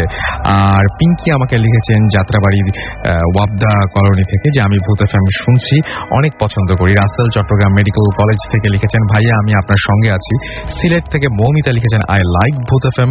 তাসিন গোপালপুর লালপুর থেকে আমাদের SMS পাঠিয়েছেন। নওরিন শর্মা নিশু মাহি রিমা সিলেট থেকে লিখেছেন। এছাড়াও আমাদেরকে রনি আমাদের SMS করেছেন, স্টুডেন্ট অফ বুয়েট তাই লিখেছেন, এবং তিনি বলছেন আমি একা শুনছি তাই অনেক মজা পাচ্ছি। উর্মি আমাদের লিখেছেন এবং উর্মি বলছেন মিরপুর থেকে ভাইয়া ভূত FM শুনতে অনেক ভালো লাগে, পুরো সপ্তাহ ভূত FM এর জন্য ওয়েট করি। আপনারা যত বেশি ঘটনা পাঠাবেন তত বেশি এটার আরো বেশি এপিসোড বাড়ানোর সম্ভাবনা বাড়বে এবং সেই ঘটনাগুলো অবশ্যই খুব ভালো হতে হবে। শিপ্রু আমাদের লিখেছেন যে তিনি হচ্ছে ভূতের একমাত্র বউ। আচ্ছা, আমাদেরকে তিথি বিথি জয় মুক্তা SMS করেছেন খুলনা থেকে। ইমরান ঢাকা থেকে SMS করেছেন। আমি আপনার কাছে চলে আসি এবং আপনার নামটা একটু বলবেন প্লিজ। হ্যালো লিসনার্স, আমি আকিব, আমি ঢাকা ইউনিভার্সিটিতে পড়ছি। ওকে, আপনার ঘটনায় চলে আসি একদম সরাসরি, যেহেতু সময় খুব কম আমরা সরাসরি ঘটনায় চলে যাব। প্রথমে থ্যাংক ইউ রাসেল ভাইকে যে আমাকে এখানে আনার জন্য। আর রাসেল ভাই, আমি তখন খুব ছোট ছিলাম, আমার বাবার ফ্রেন্ড একটা নতুন বাসা ভাড়া নেয়, এটা ছিল রামপুরাতে। আচ্ছা, ওইখানে একটা বাসার পাশে ছিল আপনার একটা ঝিলটার মধ্যে নর্দমা, ওটার মধ্যে ময়লা ফেলতে ফেলতে ভরে ফেলছে। আচ্ছা, আর বিল্ডিংটাও ছিল ঝিলের উপর, তারা 4 তলা ভাড়া নেয়। আঙ্কেল অবশ্য ওই বাড়িটার সম্বন্ধে কিছু জানতো না, সে ভাড়া কম দেখে ওই বাড়িটা উঠে পড়ছে। আঙ্কেল জব করতো, তাই সপ্তাহে তাকে 4 দিন বাইরে থাকতে হতো। আচ্ছা, সো একদিন হঠাৎ করে তার ছেলে দেখে যে জানলা দিয়ে মানে একটা বিশাল ভয়ঙ্কর একটা মেয়ে আকৃতি, তার পা হচ্ছে নিচে আর তার মাথা হচ্ছে 6 তলার উপরে, তাকে ডাকছে। এবং সেই কথাগুলো দেখে তার মাকে জানায়, কিন্তু তার মা বিশ্বাস করতে চায় না, বলছে যে ছেলে হয়তোবা ভুল দেখছে, বাচ্চা মানুষ, তার কথা তো বিশ্বাস করা যায় না। সো আন্টি বিশ্বাস না করে সে একদিন হঠাৎ করে দেখে যে তার ঘরে কে জানি নক করছে। নক করার পর সে দরজা খুলে দেখে যে কেউই না। ঠিক সেই সময় একটা জোরে চিৎকার, বিকট একটা আওয়াজে। সো আন্টি ভয় পেয়ে দরজাটা লাগিয়ে দেয়। ঠিক সেই মুহূর্তেই তার টয়লেট থেকে এমন একটি বাজে গন্ধ বের হচ্ছে যেটা মানে সহ্য করার মতো না। সো আন্টি এত পানি ঢাললো কিন্তু কিছুতেই মানে গন্ধটা দূর হচ্ছে না। তারপর ঠিক এমনিতেই গন্ধটা মানে চলে গেছে। আচ্ছা, তখন ছিল কারেক্ট 12টা। আন্টি খেয়াল করে দেখছে একদিন। তারপর আন্টি এই ভয়ে আন্টি একদিন আমাকে মাকে ফোন করে বলে সবকিছু জানায় যে ভাবি এই হয়েছে। সো মা সাথে সাথে আমাকে নিয়ে আন্টির বাসায় চলে যায়। চলে গিয়ে সো আমরা সেদিন আন্টির বাসায় থাকি। থেকে মার ওই দিন আমরা ঘুমাই না, ওই দিন আমরা সবকিছু মানে রাতে আমরা মানে ঘুমানোর ভান করে সব জেগে থাকি, দেখবো কি হয়। তখন আমিও ছোট ছিলাম, মা বলছে আমাকে যে তুমি ঘুমিয়ে পড়ো, কিন্তু আমি ঘুমাতে চাইনি, আমি চিন্তা করেছি যে একটা এক্সাইটিং একটা ব্যাপার যে আমি দেখবো, ভূত দেখবো। তখন আমি খুব ছোট, তখন দেখলাম যে এটা সত্যি যে একটা কালো করে কুচকুচে কালো সাদা কাপড় পরা একটা মেয়ে দাঁড়িয়ে তাকে ডাকছে। সো এটা আমি নিজের চোখে দেখেছি। দেখার পর তো আমি তো ভয়ে মানে আমার সাথে সাথে জ্বর এসে পড়েছে। সকালবেলা মা উঠে আন্টিকে বলে যে তোমাদের এই বাসায় থাকার দরকার নেই, তোমরা আমার সাথে চলো, আমার বাসায় থাকবে যতদিন আর অন্য বাসা না পাও। পরে আন্টি রাজি হলো। এই মুহূর্তে আঙ্কেল চলে আসছে। আঙ্কেল চলে এসে আঙ্কেল বললো যে আঙ্কেলকে আন্টি সব খুলে বললো, মাও বলছে। পরে আঙ্কেল বললো, আঙ্কেল বিলিভ করেনি, আঙ্কেল বলছে আর এগুলা আঙ্কেল তাও আবার ভূতের ব্যাপারে কিছু বিশ্বাস করে না। সো আঙ্কেল তারপর বললো কিছু হবে না, আমি আমার ইয়াতে থাকি। পরে আমরা চলে আসলাম আমাদের বাসায়। পরে আন্টি একদিন দেখলো হঠাৎ করে মানে ঘুমের মধ্যে, যে ঘুম থেকে উঠে দেখে কি যে তার ছেলেটার মানে জানলা দিয়ে কে জানি টেনে বাইরে এক পা বের করে নিয়ে গেছে। এটা দেখে আন্টি ভয় পেয়ে গেছে। তখন আঙ্কেল ছিল না বাসায়। আন্টি এটা দেখে ভয় পেয়ে বাচ্চাটাকে মানে ধরে বুকে জড়িয়ে বেহুশ হয়ে গেছে। সো এই কথা আঙ্কেলকে জানায়। সো আঙ্কেল আবার তাড়াতাড়ি করে বাসায় চলে আসে। চলে আসার পর ওই দিন আঙ্কেল আর বাইরে যায় না, কিন্তু এই মুহূর্তে রাতের বেলা আন্টি তারপর আবার এই হুজুর ডাকে, মানে যাকে ওঝা, মানে যে ভূত ঝাড়ায়। সো ওঝা এসে সো বাচ্চাটাকে একটা তাবিজ দিয়েছে, যে বলছে এটা সাথে রাখতে, তাহলে আর এরকম আর কিছু হবে না। আন্টি মানে বাচ্চাটার ডান হাতে বেঁধে দিয়েছিল, কিন্তু হঠাৎ একদিন মানে বাচ্চা খেলতে খেলতে তাবিজটা ফেলে দিয়েছে বা পড়ে গেছে, এরকম হবে একটা। তারপর আন্টি ওই দিন রাতে আঙ্কেলের ফোন আসছে, আঙ্কেল আবার বাইরে চলে গেছে। যাওয়ার পর তারপরে আন্টি দেখলো, তারপর ওই দিন এই তাবিজটা পড়ে যাওয়ার কারণে ওই বাচ্চাটাকে ওই যেই মানে এটাকে মানে মেয়েটা কালো কুচকুচে মেয়েটা বাচ্চাকে টেনে মানে জানলা দিয়ে ছিঁড়ে বের করে ফেলেছে রক্তাক্ত অবস্থায়। মানে এটা তো দেখে নাই, মানে দেখা গেল যে বাচ্চাটাকে টেনে বের করার চেষ্টা করা হচ্ছে, সেটা মানে এটা কি আন্টি দেখেনি, মানে এটা আমরা জাস্ট ইমাজিন করেছে যে বাচ্চাটা ছিঁড়া ছিল অর্ধেক, মানে বাচ্চাটার অর্ধেক ছিল মাটিতে আর অর্ধেক ছিল বিছানার উপরে রক্তাক্ত অবস্থায়। এটা কোনো মানুষের পক্ষে আসলে মানুষের পক্ষে অস্বাভাবিক ব্যাপার। আর কি করে সম্ভব হবে? দরজার মানে ভিতরে তো কেউ ছিল না, দরজা লাগানো ছিল একদম। দেন তারপর হয়েছে কি, এটা দেখে আন্টি আবার একটা অবিশ্বাস্য একটা ব্যাপার, যে আন্টি সাথে সাথে মানে টয়লেটে আন্টি মানে যখন এই লাশটা উদ্ধার করা হয় তখন আন্টির লাশটা পাওয়া গেছে টয়লেটের মধ্যে, টয়লেটের বাইরে থেকে দরজা বন্ধ করা ছিল এবং আন্টি ভিতরে মানে উল্টো হয়ে কমেটের মধ্যে মাথাটা দেওয়া ছিল তার। সে এভাবে তাকে মানে মৃত্যুবরণ করেছে। পরে পোস্টমর্টম করে ধরা পড়ে যে তার হার্ট অ্যাটাক করেছিল আর এবং তার ঘাড়ের রক্তটা ছিঁড়ে গেছে। আর বাচ্চাটার ওই অর্ধেক, তো ওইটা যখন আমরা শুনি তখন সাথে সাথে যাই যে বাচ্চাটার কাহিনীটা দেখে মানে এরকম ভয় পেয়েছে আমি ওই গত মানে এক সপ্তাহ আমি ঠিক মতো খেতে পারিনি, মানে এত ভয় পেয়েছিলাম। তারপর আস্তে আস্তে মানে পরিবেশ খুব হতে থাকে। দেন পরবর্তীতে আঙ্কেল এই ব্যাপারে কি হয়েছে কাহিনীটা জানার জন্য যে কি হয়েছিল, তখন আমারও একটু ছিল। মা তারপরে বাড়িওয়ালার বাসায় গিয়েছিল। বাড়িওয়ালা অ্যাকচুয়ালি ওই বাসায় থাকতো না। ওই ঘটনাটা ঘটেছিল যে এই রাতের বেলা 12টার সময় যে একটা চিৎকার দিত, এই চিৎকারটা ছিল বাড়িওয়ালার মেয়ে একদিন হঠাৎ করে রাতে, মানে তখন ছিল রাতের কখনো এটা কেউ বলতে পারে না, কিন্তু রাতের বেলা বাড়িওয়ালার মেয়েটা একা ছাদের উপর চলে যায়। ছাদের উপর চলে যাওয়ার পর তারপর হঠাৎ করে একটা চিৎকার আওয়াজ পায়। তারা সবাই দৌড়ে যে দেখে যে বাড়িওয়ালার মেয়েটা নিচে পড়ে মানে কাটা তারের বেড়ার সাথে জড়িয়ে রয়েছে, মারা গেছে। দেন এটা দেখে তো সবাই তারপরে ওই 4 তলায় আর কেউ থাকে না, বাড়িওয়ালারা করেছে ওই বাসা থেকে চলে গেছে। তারপর থেকে ওই 4 তলা যারা থাকে তাদের সাথে এরকম একটা ঘটনা ঘটে। এর মধ্যে আমার আন্টি ছিল এবং আপনার আন্টি আজকে বেঁচে নেই। এছাড়া আরেকটা ঘটনা ঘটেছিল ওই বাচ্চাটা আমরা এখন আর শুনতে পাচ্ছি না। আমরা একটা ছোট ব্রেকে যাব এবং ব্রেকের পরে আবারও ফিরে আসবো। আর যারা SMS পাঠাচ্ছেন তারা এয়ারটেল নাম্বার থেকে বা অন্য যে কোনো নাম্বার থেকে SMS করে আমাদেরকে লিখে ফেলুন SHOUT শাউট স্পেস আপনার নাম স্পেস আপনার মেসেজ পাঠিয়ে দিন 9840 নাম্বারে। আমরা একটু পরে ফিরে আসছি। স্টে টিউনড টু রেডিও ফুর্তি এন্ড ডোন্ট স্টপ দ্য ফুর্তি।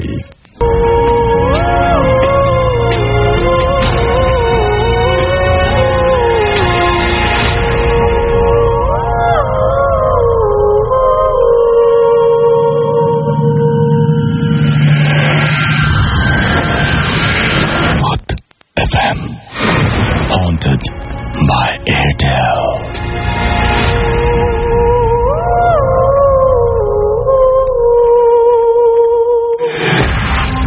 শুনছেন ভূত FM haunted by Airtel, সাথে আছি রাসেল। আমাকে SMS করেছেন অভি, মুহিব, মাসুম, সজীব খুলনা থেকে, জুই আমাকে SMS করেছেন, লিখেছেন দারুণ লাগছে। হীরা, দীপ্তি, সুমন ময়মনসিং থেকে আমাদের SMS করেছেন শাহরিয়ার বাগেরহাট থেকে, এছাড়াও মাধব আমাদেরকে SMS করেছেন শাম্মী, SMS করেছেন মোহাব্বত, SMS করেছেন হাসনাত চাঁদপুর থেকে, এছাড়াও এসকে রনি আরো একবার SMS করেছেন আমাদেরকে SMS করেছেন জামাল, SMS করেছেন আমাদেরকে মেটালিকা অর্ণব ফ্রম পটুয়াখালী। রাসেল ভাই আপনি আচ্ছা ভূত FM পেতনি FM শুরু করছি, তিনি তাই বলেছেন আর কি, এবং তিনি একটা রেডিও স্টেশনের একটা আইডিয়া দিয়েছেন সেটার জন্য। গ্লোরি আমাকে লিখেছেন সেগুন বাগিচা থেকে যে আমি আমার কাজিন সাফা ভূত FM অনেক লাভ করি, থ্যাংক ইউ সো মাচ আমাদের সঙ্গে থাকার জন্য। লাবণী উত্তরা থেকে লিখেছেন আমার অনেক ভয় লাগছে বাট এনজয় করছি। স্বপন লিখেছেন খিলকা থেকে আমাদের SMS করেছেন। চলে যাব ঘটনায় এবং আমাদের সঙ্গে আরো একজন গেস্ট রয়েছেন, তার কাছে ঘটনা শুনবো। কি নাম আপনার? Hello dear listeners, this is Mehdi. From packs and আজকে আমি একটা হন্টেড হাউসের ঘটনা শেয়ার করতে যাচ্ছি। সেটা হচ্ছে বাসার ক্লেম ছিল যেটা যে বাসার মধ্যে 1 বছরের বেশি কেউ স্টে করতে পারে না, বাট আনফর্চুনেটলি ঘটনাটা যার কাছ থেকে শোনা হয়েছে তারা আনফর্চুনেটলি ওই বাসায় 1.5 বছর যাবত ছিল। সো ওই বাসায় যখন তারা নতুন নতুন শিফট হয়েছিল তখন ওই বাসায় জাস্ট একটা স্পেসিফিক রুম ছিল, এই রুমটাতে বাসার তার মেয়ে এবং তার হাজব্যান্ড এবং 2 চিলড্রেন তারা রুমটাতে শিফট হয়েছিল। সো ওই রুমটাতে যখন শিফট হওয়ার পরে তারা মানে একটা স্পেসিফিক টাইম, দ্যাট মিনস 2টা থেকে 3টার ভিতরে আর কি তাদের ঘুম ভেঙে যায় এবং তাদের বাসার ঠিক পাশে ছিল একটি আঙুর গাছ, যেটার দিকে তাদের চোখ যায় এবং চোখ গেলে দেখা যেত যেটা যে একটা শ্যাডো, ব্ল্যাক শ্যাডো, যেটা উইন্ডো জানালার লেফট সাইড থেকে রাইট সাইড এবং রাইট সাইড থেকে লেফট সাইড একটা মানে হিউম্যান শেপ আসা যাওয়া করতে মানে খুব স্পিডে। দ্যাট মিন্স রেগুলারই ঘুম ভাঙতো একটা সময় এবং রেগুলারই ওই আঙুর গাছটার দিকেই চোখ যেত। হ্যাঁ সেটাই। Okay fine. অ্যান্ড প্রথমে জিনিসটা এক্সপিরিয়েন্স করে আর কি ওই আপু, দেন আর কি তার হাজবেন্ড, বাট জিনিসটা ফানি হবে বিদায় আর কি ফ্যামিলি কারোর সাথে এক্সপিরিয়েন্স করেনি, মানে সরি এক্সপ্রেস করেনি, শেয়ার করে। হ্যাঁ শেয়ার করেনি। বাট একদিন আপু আর কি ঘুম ভেঙে দেখলো যে শ্যাডোটা তারা ডেলি দেখতো সেই শ্যাডোটা ঘরের বাইরে না, তাদের বাসার ভিতরে, এবং তিনি খুব ভয় পেয়ে যায় এবং সেটা তিনি ফ্যামিলি মেম্বারদেরকে ডেকে বলে। সো ডেকে বলার পরে তারা বাড়িওয়ালার কাছে রিকোয়েস্ট করে যে আপনারা গাছটি কেটে ফেলেন, গাছটি এরকম মানে হয়তো কোনো জিন বা কোনো কিছু থাকতে পারে। সো বাড়িওয়ালার কাছে খুব রিকোয়েস্ট করার পরে তারা গাছটি কাটতে রাজি হয়ে যায় এবং গাছটি কেটে ফেলে। বাট গাছটি কাটার আগের রাত্রে আপুকে স্বপ্ন দেখানো হয় যে তোমরা যদি গাছটি কেটে ফেলো তাহলে আর কি তোমার ফ্যামিলি মেম্বার বা তোমার চিলড্রেন্সের কোনো ক্ষতি হতে পারে। এন্ড তারা তারপর আর কি নিজেদের ভয় কাটানোর জন্য গাছটি কাটিয়ে ফেলে এবং গাছের শিকড়টা উঠিয়ে গরম পানি ঢেলে দেয়। সো অ্যাজ উই নো যেটা যে শিকড় উঠিয়ে যদি গরম পানি ঢেলে দেওয়া হয় ওই জায়গায় গাছ ওঠে না। বাট উইদিন 1.5 মাসের ভিতরে যেটা গাছটি ওঠে এবং খুব বড়ভাবে উঠে এবং ডালপালা যেটা যে তার বাসার জানলার ভিতর দিয়ে বাসার ভিতরে ঢুকে যায়। তারপর আবার ওই যে শ্যাডো দেখার অ্যাজ ইউজুয়াল ঘটনা চলতে থাকে এবং তারা বাড়িওয়ালাকে খুব রিকোয়েস্ট করে সেকেন্ড টাইম গাছটি কাটিয়ে ফেলে। বাট সেকেন্ড টাইম ঘটনাটা আবার রিপিট হয়েছে, যেটা রিপিট হয়েছে সেটা হচ্ছে যেটা যে তাদেরকে আবারও স্বপ্ন দেখানো হয় যদি গাছ কেটে ফেলা হয় তা ফ্যামিলি যে কোনো মেম্বারের কোনো খুব ক্ষতি হবে আর কি। আচ্ছা, কিন্তু তারা ভয়ের জন্য জিনিসটা বারবার কেটে ফেলছে। সো যেটা যে কেটে ফেলার পরে তাদের বাসায় বেশ কয়েকটা চিলড্রেন ছিল। সো ওই আপুরই সব ছোট মেয়ে, ওই 5 বছর বয়সে। সো ওই মেয়েটা আস্তে আস্তে মেয়েটার মধ্যে কিছু ওয়েয়ার্ড এক্সপিরিয়েন্স দেখা যায়, যেটা যে মেয়েটা বাসা যত সব ছোট বাচ্চা আছে তাদের সাথে খেলা ছেড়ে সেপারেটলি খেলতে থাকে এবং একা একা কথা বলতে থাকে এবং রাতের বেলা ঘুম ভেঙে ওই জানলা দিকে তাকিয়ে থাকে, জানলা দিকে খেলতে থাকে। আচ্ছা, এন্ড বাচ্চাটা অ্যাক্টিভিটিসে বাড়তে এত খুব বেশি বেড়ে গেছে যে বাচ্চাটা বেশ কয়েকদিন 5 বছরের বাচ্চা সে বাসার মেইন ডোর ওপেন করে সে বাসার বাইরে ওই আম গাছটা স্পেসিফিক কোনায় বসে সে অন্ধকারে খেলতে থাকে। সো এটা আর কি ফ্যামিলি মেম্বাররা খুব একটু টেনসড এবং বাচ্চারা কার সাথে খেলে সেটা যদি কোনো মেম্বাররা জিজ্ঞেস করে তাহলে সে কোনো অ্যান্সার দেয় না। বাট একদিন হেড অফ দ্য ফ্যামিলি যে ছিল সে জিজ্ঞেস করেছিল যে তুমি কার সাথে খেলো, সে অ্যান্সার দিল যে আমি একজনের সাথে খেলি, বাট কার সাথে খেলে সেটা আর কি কোনো অ্যান্সার দেওয়া হয়নি। সো এটা কোনো অ্যান্সার দেওয়া হয়নি। সো তারা খুব এরকম অনেক রকম অ্যাক্টিভিটিসে তারা টেনসড হয়ে তারা হুজুরকে ডেকে আনে এবং হুজুরের সাথে কথা বলে বাসাটা বন্ধ করে দেয়। এবং এটার পরে শুরু হয় যেটা যে বাচ্চাটা আস্তে আস্তে তার কথা বলার শক্তি এবং চলাফেরা এবং খাওয়া দাওয়া সবকিছু আর কি হারিয়ে ফেলে। So according to medical science তাকে যখন ডাক্তারের সাথে কনসাল্ট করানো হয় তখন বলা হয়েছে যেটা যে বাচ্চাটি এসএসপি ডিসঅর্ডার এফেক্টেড। বাট হুজুর যেটা বলেছে যেটা যে গাছটা কাটার ফলে গাছে যে প্রেজেন্সটা ছিল সেই প্রেজেন্সটা আর কি তাদেরকে ক্ষতি করেছে, বাট গাছটি না কাটা হলে তাদেরকে কোনো ক্ষতি করতো না। সো এটা ছিল আমার স্টোরি। ওকে, সো এই বাচ্চাটার মধ্যে কিছু চেঞ্জ আসে আপনি বলেছিলেন, বাচ্চাটা ধীরে ধীরে অন্যরকম হয়ে যায়, রাইট? কি পরিবর্তন এসেছিল তার মধ্যে? বাচ্চাটি কথা বলার শক্তি হারিয়ে ফেলে, ইভেন এখনো পর্যন্ত সে কথা বলতে পারে না। এবং যেটা যে তার চলাফেরা বা খাওয়া দাওয়া সবকিছু আর কি মানে অ্যাজ লাইক যেটা যে মানুষ যদি প্যারালাইজ থাকে ওরকম আর কি বাচ্চাটা। কেন এরকম হয়েছিল বলে মনে করেন? এই যে আঙ্গুর গাছ প্রতিদিন একটা মানুষের একই সময় ঘুম ভাঙবে, একটা দিকে চোখ যাবে এবং একটা কিছু উইয়ার্ড একটা কিছু দেখবে যে রুমের এক পাশ থেকে আরেক পাশে একটা শ্যাডো চলে যাবে, এটার পেছনে কোনো কারণ আছে? জানা গেছে কিছু? এটার পিছনে তারা জাস্টিফাই করার চেষ্টা করেছিল। ইভেন আসলে বিষয়টা হচ্ছে যে বাসার যে ল্যান্ডলর্ড তারাও আসলে অ্যাকচুয়াল ল্যান্ডলর্ড না।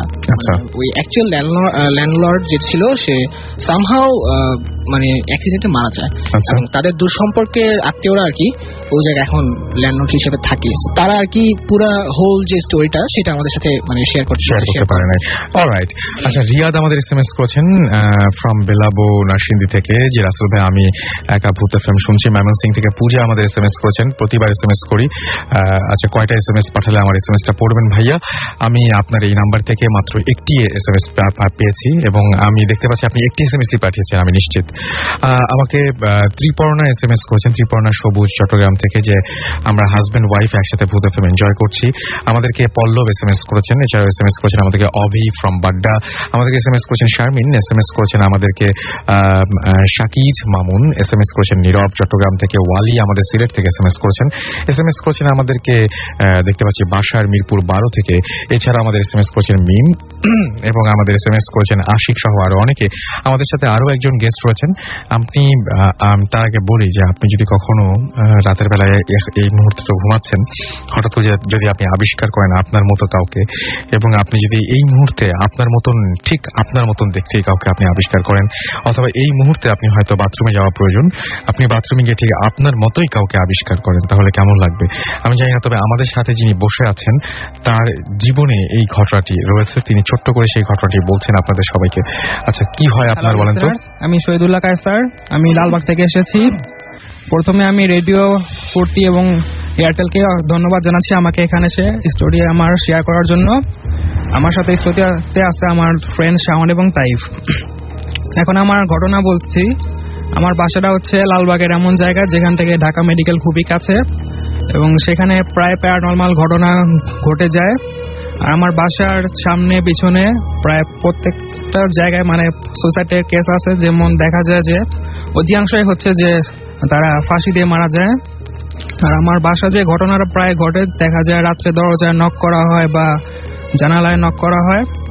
তো কিছুদিন আগে জানুয়ারির 5 তারিখে আমার মার সাথে প্রথম ঘটনাটা ঘটে। আমার মা, আমি আপনার সাথে আপনার ঘটনাটা শুনতে চাইছি, যে আপনি যে আপনার মতো কাউকে দেখেন সেই ঘটনাটা বলেন।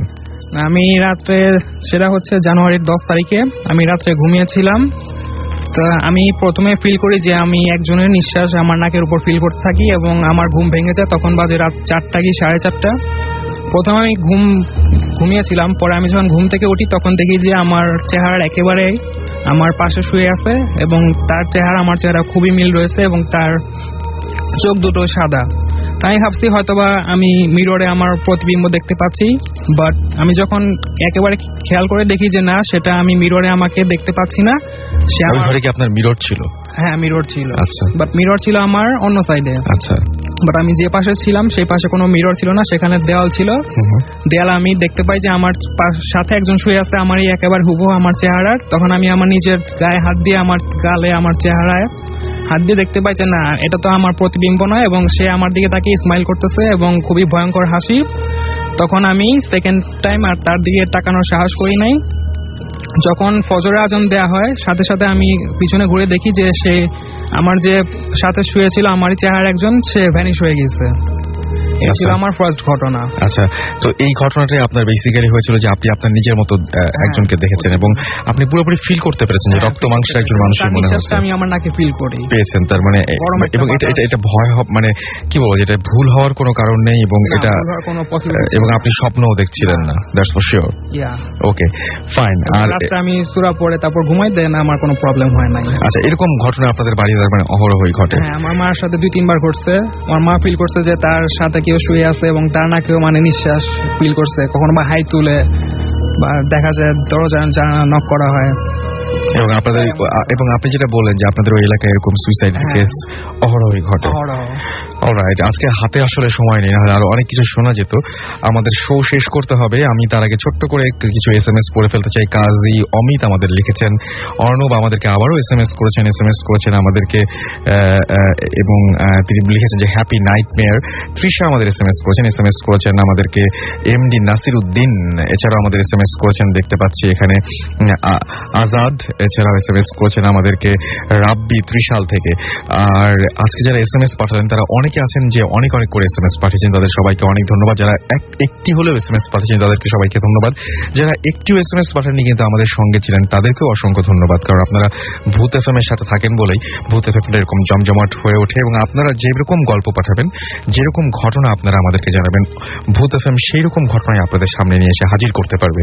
সুতরাং আপনাদের জীবনের শ্রেষ্ঠ ঘটনাগুলো আমাদের কাছে পাঠিয়ে দিন, এবং এমন কোনো ঘটনা অবশ্যই নয় যে ঘটনাগুলো আপনার নিজেরই বিশ্বাস হয় না, বা যে ঘটনা আমার মানে অনেকে আমাকে বলেন যে ভাইয়া কিভাবে বুঝবো যে এটা ভালো ঘটনা।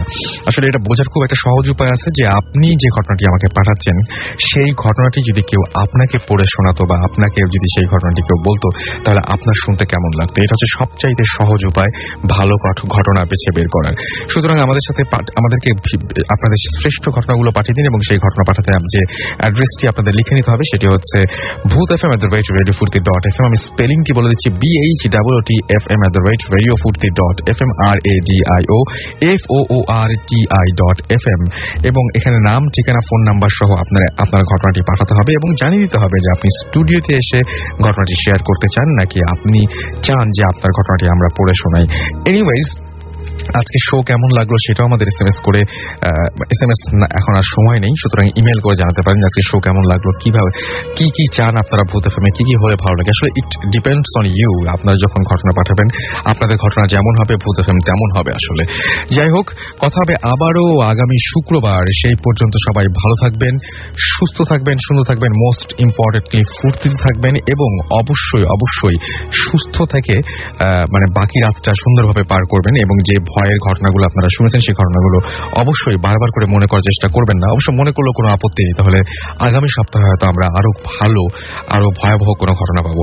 আজকের মতো এখানে শেষ করছি, এবং সবাই ভালো থাকুন, সুস্থ থাকুন, সুন্দর থাকুন। আরো একবার বলছি, মোস্ট ইম্পর্টেন্টলি ফুর্তিতে থাকুন।